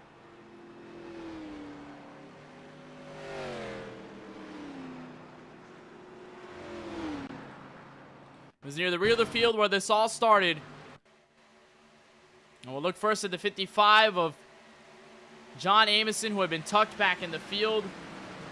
A harsh switch from what's been an up-front race for him all evening long. And it may have started even further up to the field. Maybe the 92. Indeed, yes. Brian Bick in trouble first. Tagged the apron, got loose. It looks like contact between himself and the 44. That's Tristan Kahn in his machine. And he gets tagged by the 13 of Stephen Hayes. And then everybody else just follows through. They're trying to get away from it. Hayes Booth made contact with Kyle Camper, and then Marcus Vanderlee just gets shoved into the outside wall. He makes contact with the 32 of Josh Duke, who gets collected. That's the 17 of Dwayne Honeycutt. He's been involved in a couple crashes tonight as well. The 16 machine. That's Kyle Kremsier. And there was your leader, Tyler Kahn, who had held on. But a miraculous third lane move by the 2 Honeycutts will put them 2nd and 5th on the racetrack. Obviously, a disparity between them both, a car roughly in the middle of both of them. But we had yet to see anyone use that very top lane, and I questioned many times over in tonight's broadcast whether we would see somebody do it, that they were comfortable running 2 wide. That threshold had finally been broken on behalf of the Honeycutt duo. Remember, these are guys that pitted later on because they had stayed out in the first yellow, got saved on the alternative strategy in that second crash. And now one of the Honeycutts, in fact 2 of them, the 23 and the 11, with a chance to win this Daytona 250 after shooting out of a cannon on the restart. And we'll take a look and see how exactly they started that move. Of course, checkups on the inside and the middle. We talked about what they can do to the traffic. It's evened out a majority of the field, but it did not phase the 2 Honeycutts here. Look at Matthew McDonald in the 98 machine. He's in the middle of the 2 Honeycutts here. It looks like they just decide, we'll go to the third lane and we'll work together. As they shuffle, there's McDonald getting put through the middle. He's in the sucker hole with Connor Trafari. There's a look 4 wide in the midst of the top 5. And then huge runs out of the 23 and the 11. There's a look on the backside of where Brian Bick got in trouble. And that's what caused the caution. But if it had stayed green, you can just imagine the moves that the Honeycutts would have made for the race win. And that puts him in a prime position to win tonight's race as he will cross the line, and I believe we should have the 1 to green signal. Indeed we do. So lights are out on the iRacing official pace car, and it will be Tyler Kahn and Tyler Honeycutt. 2 Tylers in this field. Lining us up. Row number 1 for a green, white checkered restart. We will extend this race a couple laps more.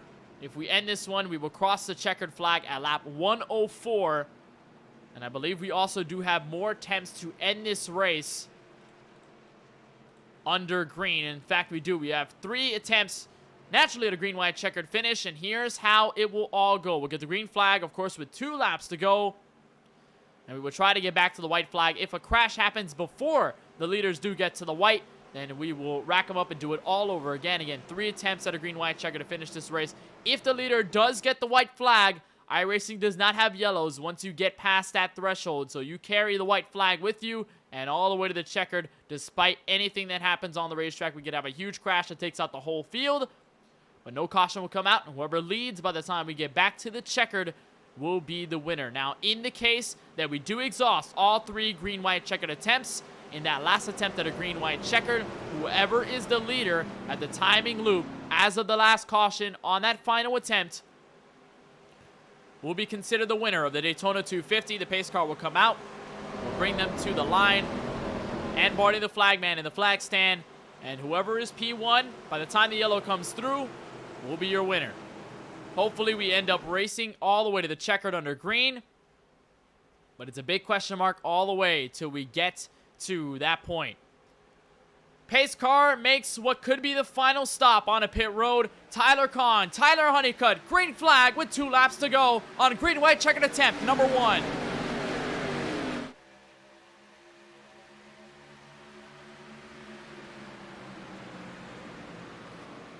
Solid jump out of your leaders, but the question is, how much of a buffer did they put, and is it too big for everyone on that outside lane? Here comes the 11, DJ Honeycutt. Help from the 23 of Tyler Honeycutt all the way at the very top. They'll make it even with Tyler Kahn and potentially get the lead. Here comes the 01, contact. They go spinning in the middle of the field. 4 or 5 wide, spinning into turn 3.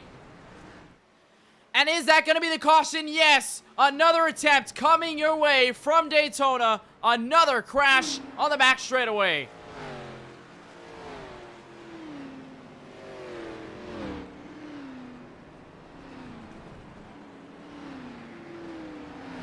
Looks like Justin Smith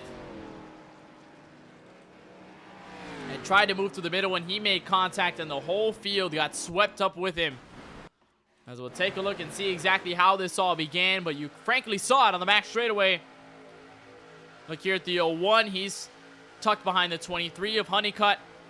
Right around here, Darrell Arnold will try to make something happen. The 01 tries 3 wide. It looks like Aiden Kirker in the 39 might have thought the same thing. Go for the middle, go for 3 wide. So a same move at the same time, fighting for the same real estate. And they just both make accidental contact. Of course, no intent by either party there. And they both end up as victims. It looked like Kirker might have escaped a little bit. There's the contact at first. The 8 of Kenneth Amison goes around as well. Eddie Spruill goes for a spin. Look at the huge hit with Eli O'Quinn. Slams into the rear end and lifts the rear tires of the 01 off the ground. There's the 7 of Eddie Spruill coming to a halt on the apron. And it doesn't look like huge damage for a majority of the drivers involved. But again, track position, the biggest point of conversation. And all of that lost by some of your main contenders. And that takes out 2 of the 3 drivers who were in contention to win in that last half of the race. And at least Tyler Kahn is the only one left out of that group, as he is 3rd. He loses the lead to the 2 Honeycutt drivers who will have control of row 1 by the time we go back green.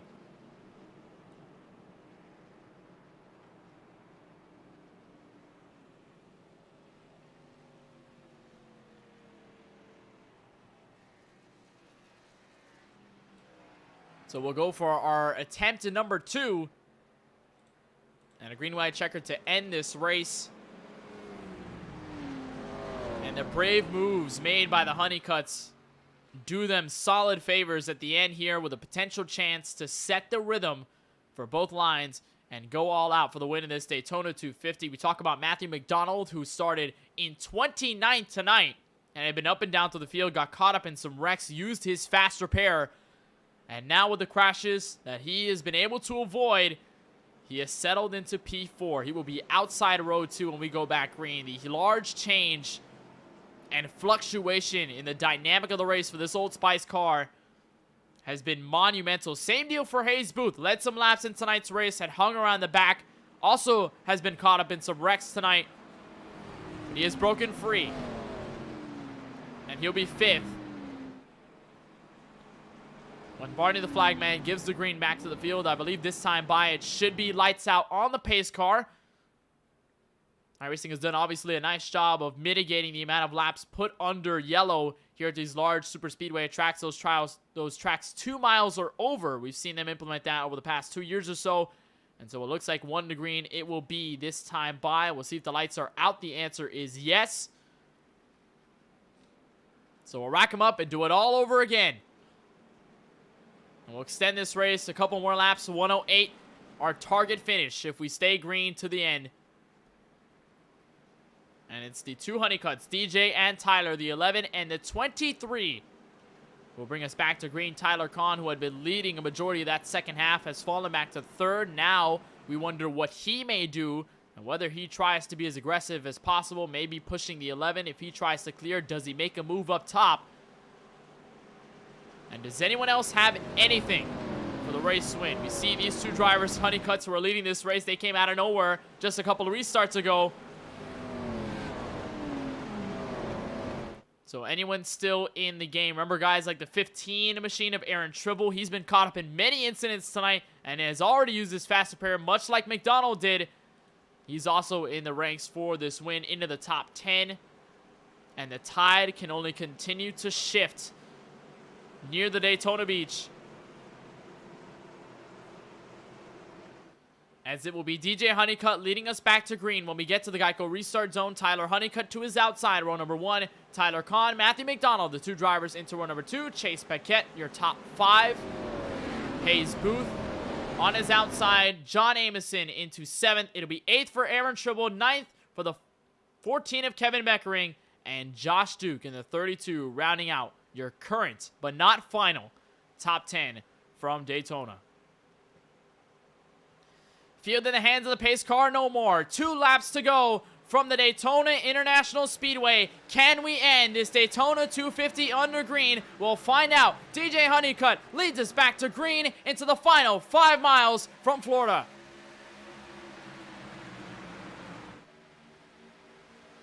And that time a lackluster restart out of the drivers on the top. Abandoning the top, they'll go. Matthew McDonald ditches the 23. It'll be only Paquette and Honeycutt at the very top. Hayes Booth makes a move down low. All the drivers on the inside out of turn 2. And now you think, could this open the door for drivers like the 12, the 9, the 21, all of these guys? And now it opens it up for the 2. Hayes Booth with a move. Help from Matthew McDonald. They'll both go up to the racetrack, and they will come out of turn 4 and see the white flag. No more cautions from here on out. Out of turn 4, they'll still be side by side, and they'll go around just before the tri-oval. Multiple drivers involved. Hayes Booth to the white. Do we get the yellow? Yes! We'll do it all over again.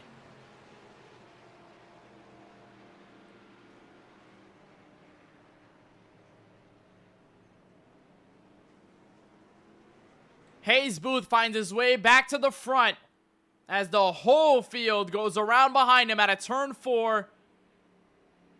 And it may have started with Matthew McDonald. It is 98.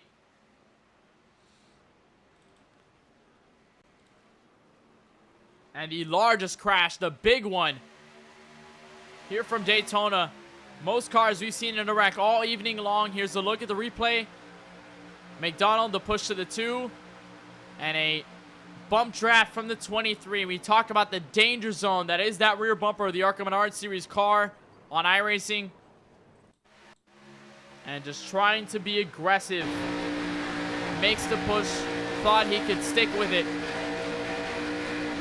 And it ultimately turns Matthew McDonald into the 29 of Tyler Kahn. Such a tough break for the 29 who have been so strong and had been in contention to win tonight's race. And there's everybody else in it. A slam into the wall for the 12, for the 8. The 39 of Aiden Kirker, the 11 of DJ Honeycutt. All of them taking substantial hits. That is race over for McDonald, who took his fast repair earlier on tonight.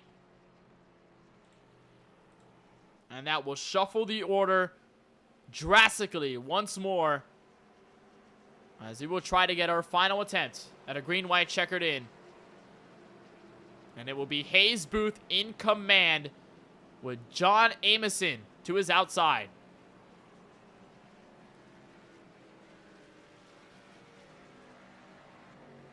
You know, you talk about the threshold of pushing to go for the win. 2 laps ago, I said it on that natural green-white checkered restart before we officially stepped into that GWC and overtime territory. Those are just drivers being aggressive for the race win. And they had waited with 20 laps to go, with 15 laps to go, with 10 laps to go, even with 5 laps to go just before that caution came out. Not pushing the issue, not being as aggressive as possible, not going for 3 wide moves, not switching lanes every lap. And then came that restart with 2 laps to go, and all of a sudden this race has turned on its head. We saw sporadic yellows throughout most of this race. Strategy really hasn't been a factor apart from that first stint where the Honeycutts had stayed out after the first yellow, but then it all reset once that second one came out and the whole field came together. And then every yellow would just break up a medium-long green flag run. And then we had that long green flag run to the end, around 30 laps left. And now we look to the short run for success on behalf of the field, with the majority of the drivers potentially out of this race for good, and many of them using their faster pairs. Remember when I talked about 23 cars on the lead lap a while back? We're now down to 18. Marcus Vanderlei looks like he's gotten the wave around. He may be even put a lap down here as well, so it may be 17 if he can beat the pace car coming out of pit road. Looks like he does, so Marcus Vanderlei will stay on the lead lap. He had his faster pair pocketed, so he will finally use it. And the first car 1 lap down, still that 93 of Richard Kirker. He's been 1 lap down, trapped there for a majority of the race. It's his son, Aiden Kirker, who joins him 2 laps down as he ends up in a crash. And it looks like he may be officially out of this race.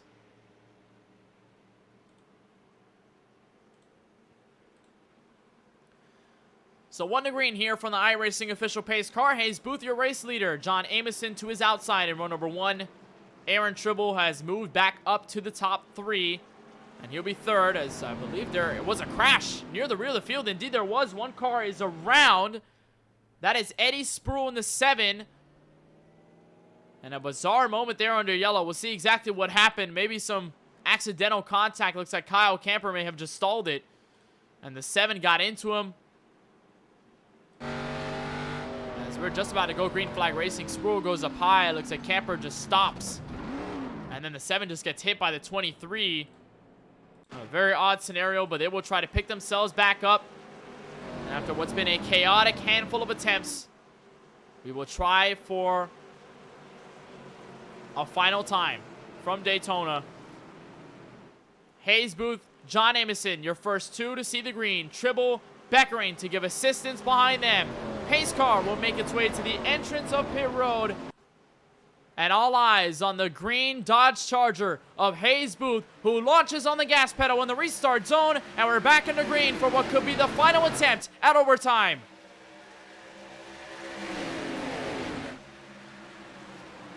Better start overall by inside and outside, but less cars now up top. 55 in the 01. Working all by themselves in a turn 1 up to full song. And your pole sitter, Connor Trafari, the 3rd car on the inside lane with a chance to win. You can tell the field has thinned out significantly. Now here comes Tribble, a move up high. He'll move in front of the 55 of John Amison. Now leave 2 cars on the very bottom, side by side for the lead, looking for the white flag. And could this be the final time we see an exit out of turn 4 without a yellow coming out? Aaron Tribble in the 15 looks to nose out ahead to the start-finish line. White flag from Daytona. 3 cars up high, 3 cars down low. Hayes Booth noses out ahead in a turn 1, but does anyone have anything for the last 2 corners? Tribble with a move out of turn 2. A wiggle out of Amison, a push from the 01. Tribble will stay out front, and nobody looking to change lanes. Some more cars added. Here comes Josh Duke, fourth car on the high side to give Tribble the lead, going out of turn 4. For the final time, they'll come out of the final corner. Aaron Tribble and Hayes Booth. Tribble gets in front as Hayes Booth gets turned around. Here comes Trafari and Amison. 3 wide to the line, but Connor Trafari stands up top where he started and wins the ISRL Daytona 250.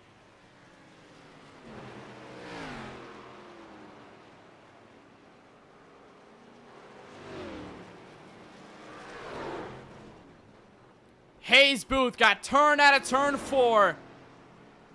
And Connor Trafari saw the opening and went for it as Aaron Tribble tried to maintain the middle. And it's Connor Trafari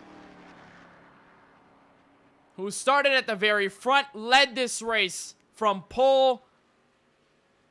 And he will step into victory lane, taking the ISRL opener.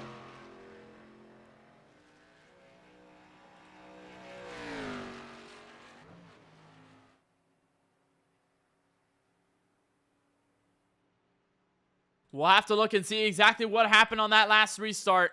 And it became 4 cars versus 3 all the way to the end. And this is how it all unfolded. You watch Connor Trafari. He was the pusher of the 2. Hayes Booth, who basically got left for dead, both of them, as Josh Duke gave assistance to the high side. That was Kenneth Amison, who finishes 5th tonight. He tried to pick up what he's lost over the past 2 cautions. And right there, a hook of the bumper and a slam into the 23, who was just waiting to let the field by. And Connor Trafari noses ahead of Aaron Tribble. That was the 55 of John Amison, who had sent it 3 wide. But it was no match for the momentum on the 9. And right there is the contact. Hayes Booth, a abysmal ending. And nothing he could have done. Just got caught up on the wrong end of that situation. And Connor Trafari wins by 28 hundredths of a second.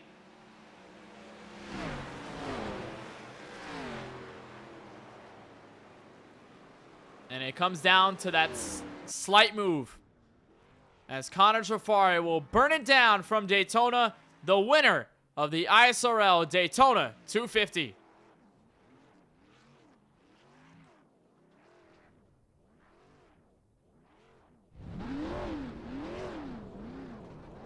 What a race it's been for Connor Trafari. Started up front, lost the lead, and then had problems, it felt like, for the rest of the race. And after those timely cautions, had big ones involved in him, Trafari was able to survive. He found the opening in every single problem. And had a clear look at the checkered by the time he got to the 18 degrees of banking in the tri-oval. And Connor Trafari takes his first checkered flag in this ISRL season and will open the campaign on the highest note possible. So Trafari takes the win here for the virtual Daytona International Speedway, and we'll take a look at the rest of the running order unofficially as of lap 112. Multiple attempts to end this race in overtime.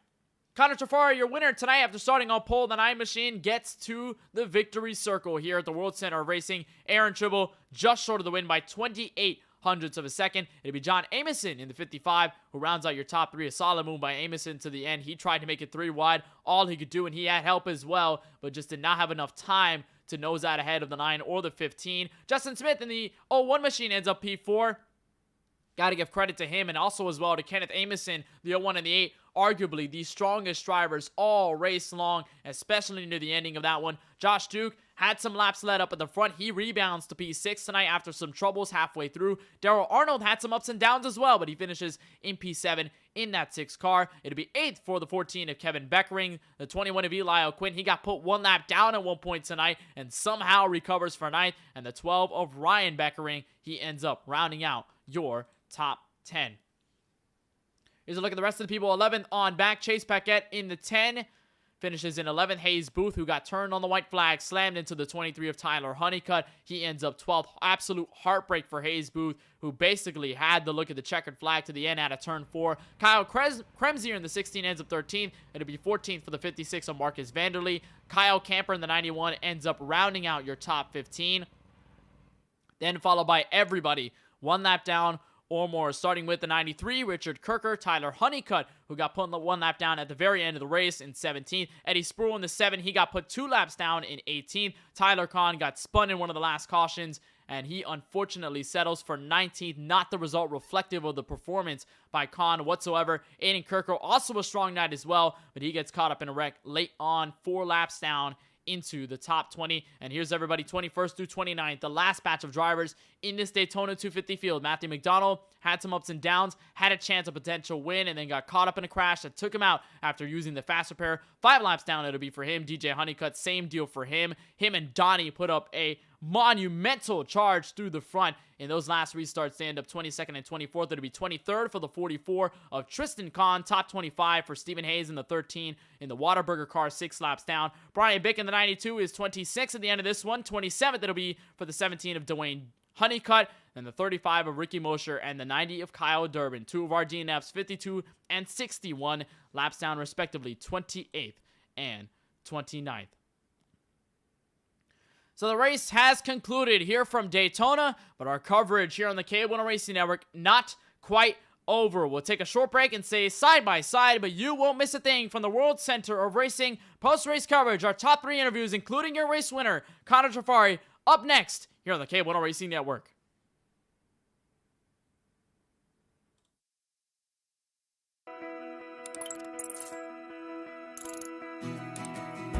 iRacing is a sim racing game that combines a true-to-life racing experience with an online community of virtual racers from all around the globe.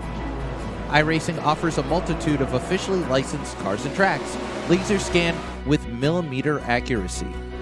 Their car models and mechanical systems are based on real-world physics, engineered in cooperation with manufacturers and race teams. Their skill license system ranges from rookie to pro, ensuring members are always pitted against those with similar skill sets.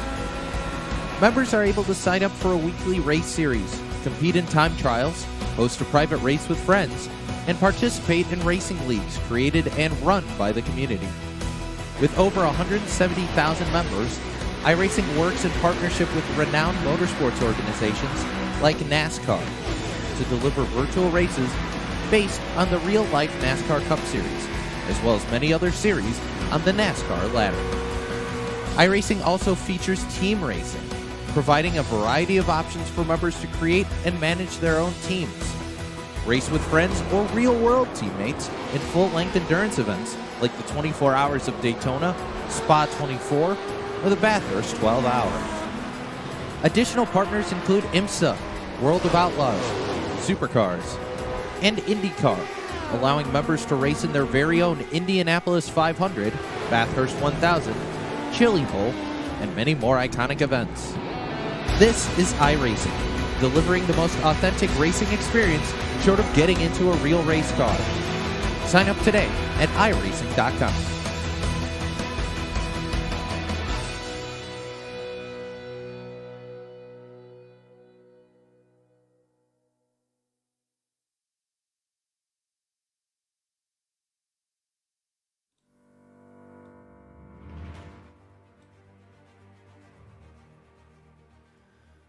Welcome back to the virtual Daytona International Speedway, where we have just wrapped up a wild finish to the ISRL Daytona 250, and it is Connor Trafari who makes it 3 wide on the bottom at the very end, coming to the tri-oval and takes the race away after starting on pole. It is our time to bring in your race winner, the number 9, Connor Trafari, who started up front, found the mid-pack later on in the race, but came back to win here in the final laps from Daytona. First of all, Connor, walk us through your emotions and how you feel and your experience in those final 2 laps.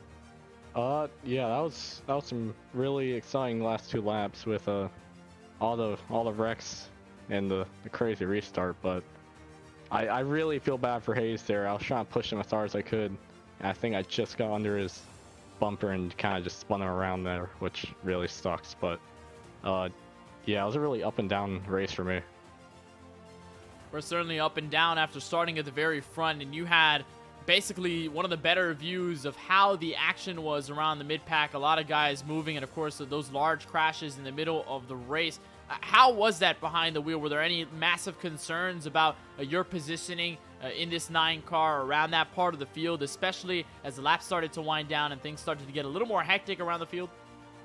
Yeah, I was really just trying to chill out for the first 3 cars of the race, just because I kind of wanted to save that faster pair just in case I really need it. And it was really both lines were pretty even from what I saw, so I knew track position was gonna be really important. And I just started to try to work my way up through the pack around lap 75, and some wrecks helped me and some hurt me, but eventually I got a good restart on the final one and won it. So you get this win, and I obviously want to ask about this paint scheme. I know it's a very interesting one of the more interesting ones in the field. I see Keelan Belshaw on it. I see Trip Belshaw on it as well. What's the idea behind this paint scheme and how it came about?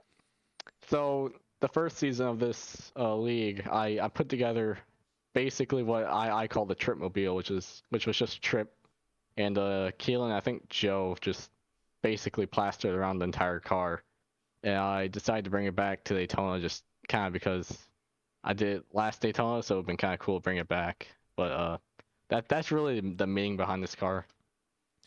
Well, I guess they'll be very happy. Trip, Joe, and Keelan will be smiling ear to ear knowing their car reached to victory lane. I think one of our last questions before we send you off to celebrate here from Daytona, your first win of the season in the first race of the campaign. What's the mindset and the momentum like on behalf of you and this 9 team for the rest of the season moving forward? Probably just get as much points as I can. Stay consistent, try to keep that points lead as long as I can. But that's probably it. Just focus on the championship and all that. Now that I have at least a win, so I don't gotta focus on trying to get a win this season. Well, it's definitely a solid start. Max points here tonight from Daytona in P1 here from the Daytona 250. Of course, Connor, on behalf of our team at the KBueno Racing Network, want to thank you so much for joining us and talking with us here in Victory Lane. But just before we let you go, anybody you want to thank for making this all happen?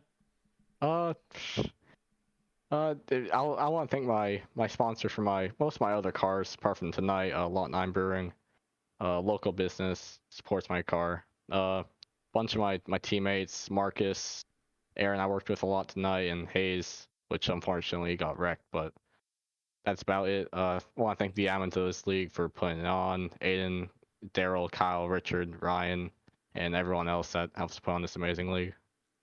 Well, we certainly appreciate the time, Connor. And of course, again, congratulations on this win from the virtual Daytona International Speedway. A wild one all the way to the finish, but you end up top. Again, congratulations, and we'll see you at Homestead in Miami next week. All right, thank you.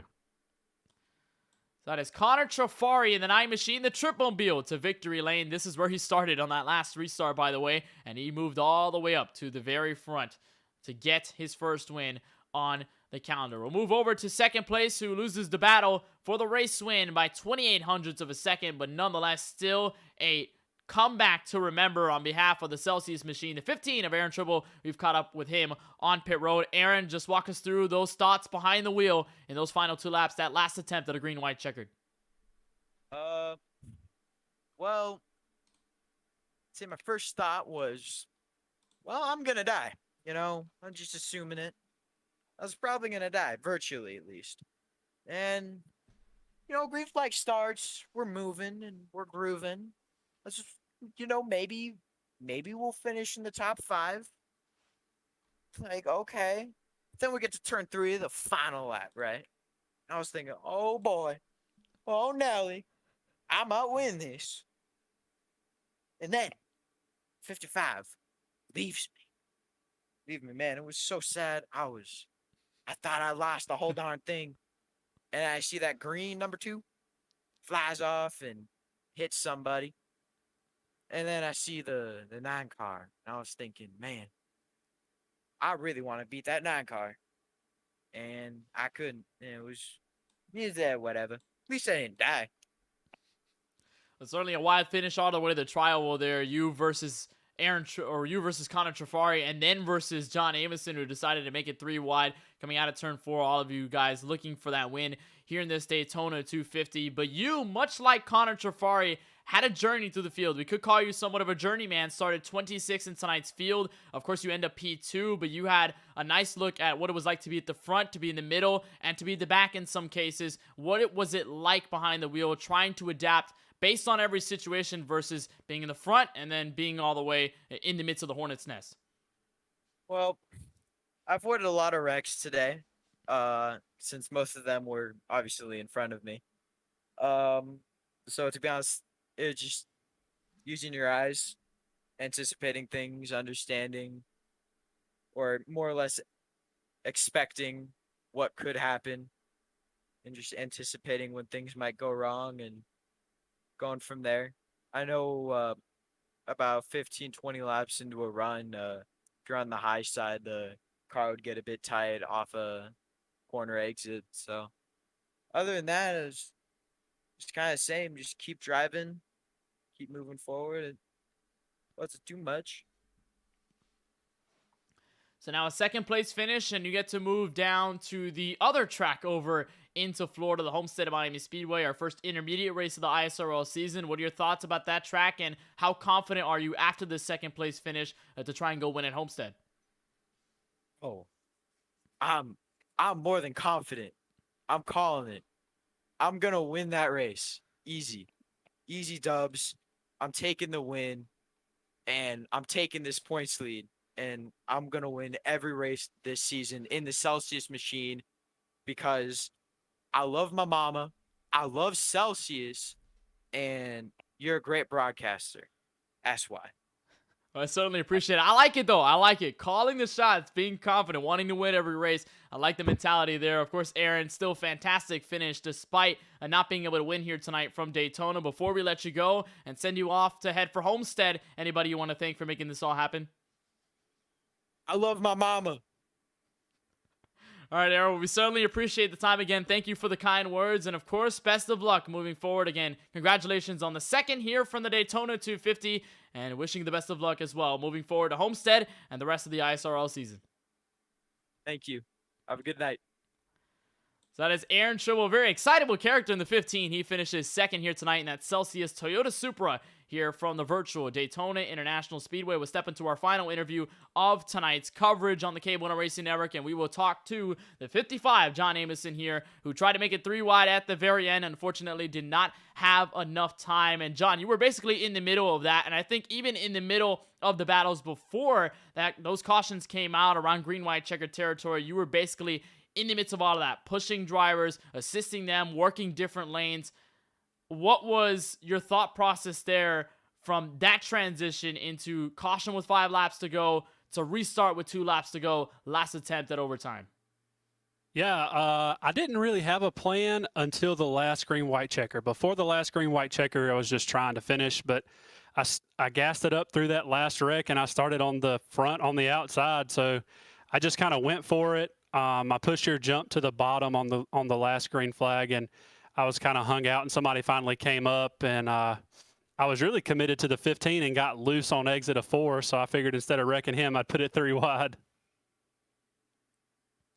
Of course, you made that move 3 wide. You also had some help as well, so the momentum was going your way up to the tri-oval, and this 3rd place finish definitely shows how strong you were in this 55 car. But you think about this ISRL season, the ARCA car is very different from a lot of the other stock cars we run on the iRacing service, and pushing seemed to be somewhat of a no-no here with these cars. So how was it trying to manage the difficulty behind the wheel of not frankly being able to give the bumper, but also still trying to be a good pusher in the process? Yeah, there's somewhat of a bubble in these cars. You definitely can't push, and if you do, it's got to be very light. But you can kind of push the bubble, but once you break through the bubble, I was running 75% throttle a lot. So it's really just getting through that bubble and kind of riding from my perspective. He certainly made it work. So we go from the super speedway now. Here, John, from Daytona, you end up 3rd. We move to our first intermediate race and then a short track later on in the first 3 races of the season. Homestead of Miami, then New Smyrna to follow as we stay in the trend of Florida tracks. For you, off of this 3rd place finish, how much is the confidence on behalf of you and your team now that you got this finish here from Daytona and you get to move on to some of the tracks that will be, frankly, tougher than some of the super speedways we'll see? I don't know that for me, Daytona really carries over into the rest of the season. It's very much a wild card race, but I have some guys on my team that are good at the ARCA car and they know the line to run at Homestead. So I'm going to kind of lean on their expertise going into next week and just show up and see what we got. Well, certainly a lot of speed already out of the gate, John. Of course, before we let you go here from the Daytona 250 and this third place finish, anybody else you want to thank for making tonight's run possible? Yeah, I want to thank my brother. His name's Kenneth Neil Amison, and my friend Tyler Kahn, Justin, and Tyler's brother Tristan. And then all my family and friends for watching it. It was a lot of fun, and these guys for keeping it mostly clean for a whole 100 laps. I really enjoyed it. Well, we certainly appreciate the time, John. Of course, on behalf of our team here at the KBueno Racing Network, want to send you a warm congratulations on the third place finish here in this ISRL opener, the Daytona 250. Wishing you the best of luck. Congratulations again on the finish, and we'll see you at Homestead. Appreciate it. So that is John Amison in the 55, the final one into our top three, the last one of our segment for post-race driver interviews. So an unbelievable finish with these amount of cars left, and there were a couple of more that added themselves onto the tally by the time we got to turn 4 on the white flag, looking for the checkered, and it is that beige machine, the number 9, Connor Trafari, who gets to his first win of the season and opens out the ISRL season in style in that Tripmobile. An unbelievable feat and a wild race overall here from the high banks of Daytona Beach. And we get to move further into the season. We stay in Florida at least for the next couple of weeks, but it will turb itself all the way through the rest of the campaign. It will only get wilder from here. Of course, Daytona, our not a wild card race, our Triple Crown race. Those $15 will go to Trafari. Of course, he'll have the money total added if he can win over at Charlotte and Darlington. Of course, time will tell. We'll head to Homestead at Miami Speedway on August 30th next week before we head to New Smyrna, short track in the season. September 6th, we'll go to Atlanta, Phoenix, Vegas. That TBD date is confirmed as Chicagoland Speedway, so we'll go to Joliet, Illinois on October 4th. It'll be Talladega, and then we'll take a break before we head to our first and only road course race of the season, Watkins Glen, New York. We'll head to Bristol, Michigan, then our All-Star race later on in the year, and then Charlotte, North Wilkesboro, Darlington, Daytona, Texas, Martinsville, and our season finale at the virtual Auto Club Speedway. Of course, if you're watching here on the KBueno Racing Network, we hope you enjoyed our broadcast of the ISRL Daytona 250, and we've got more here on this channel later on in the year. Wait a couple of months, we'll head to November 10th, and we will kick off a brand new season of the Wart Dynamo Designs National Series Season 2. On and away, we'll kick it off from the Daytona International Speedway. Of course, it'll be November 10th. We'll have that coverage 7 p.m. Eastern, same time as always like the previous season, and of course the same place right here on the KBueno Racing Network. So for league owner Aiden Kirker and all the admins involved in making this Iceman Sim Racing League possible, for all the drivers here tonight on the race here in the Daytona 250, for Connor Trafari on his first win of the ISRL season, and on behalf of all of us here at the KBueno Racing Network, for Francisco Bacall, for Keelan Belsha, for Charlie Beyer, my name is Kenneth Bueno. Up in the broadcast booth saying thank you so much for watching our coverage of the Daytona 250 for the ISRL. Connor Trafari victorious as the series heads to Homestead. And we'll see you on November 10th for the Wart Dynamo Designs National Series opener.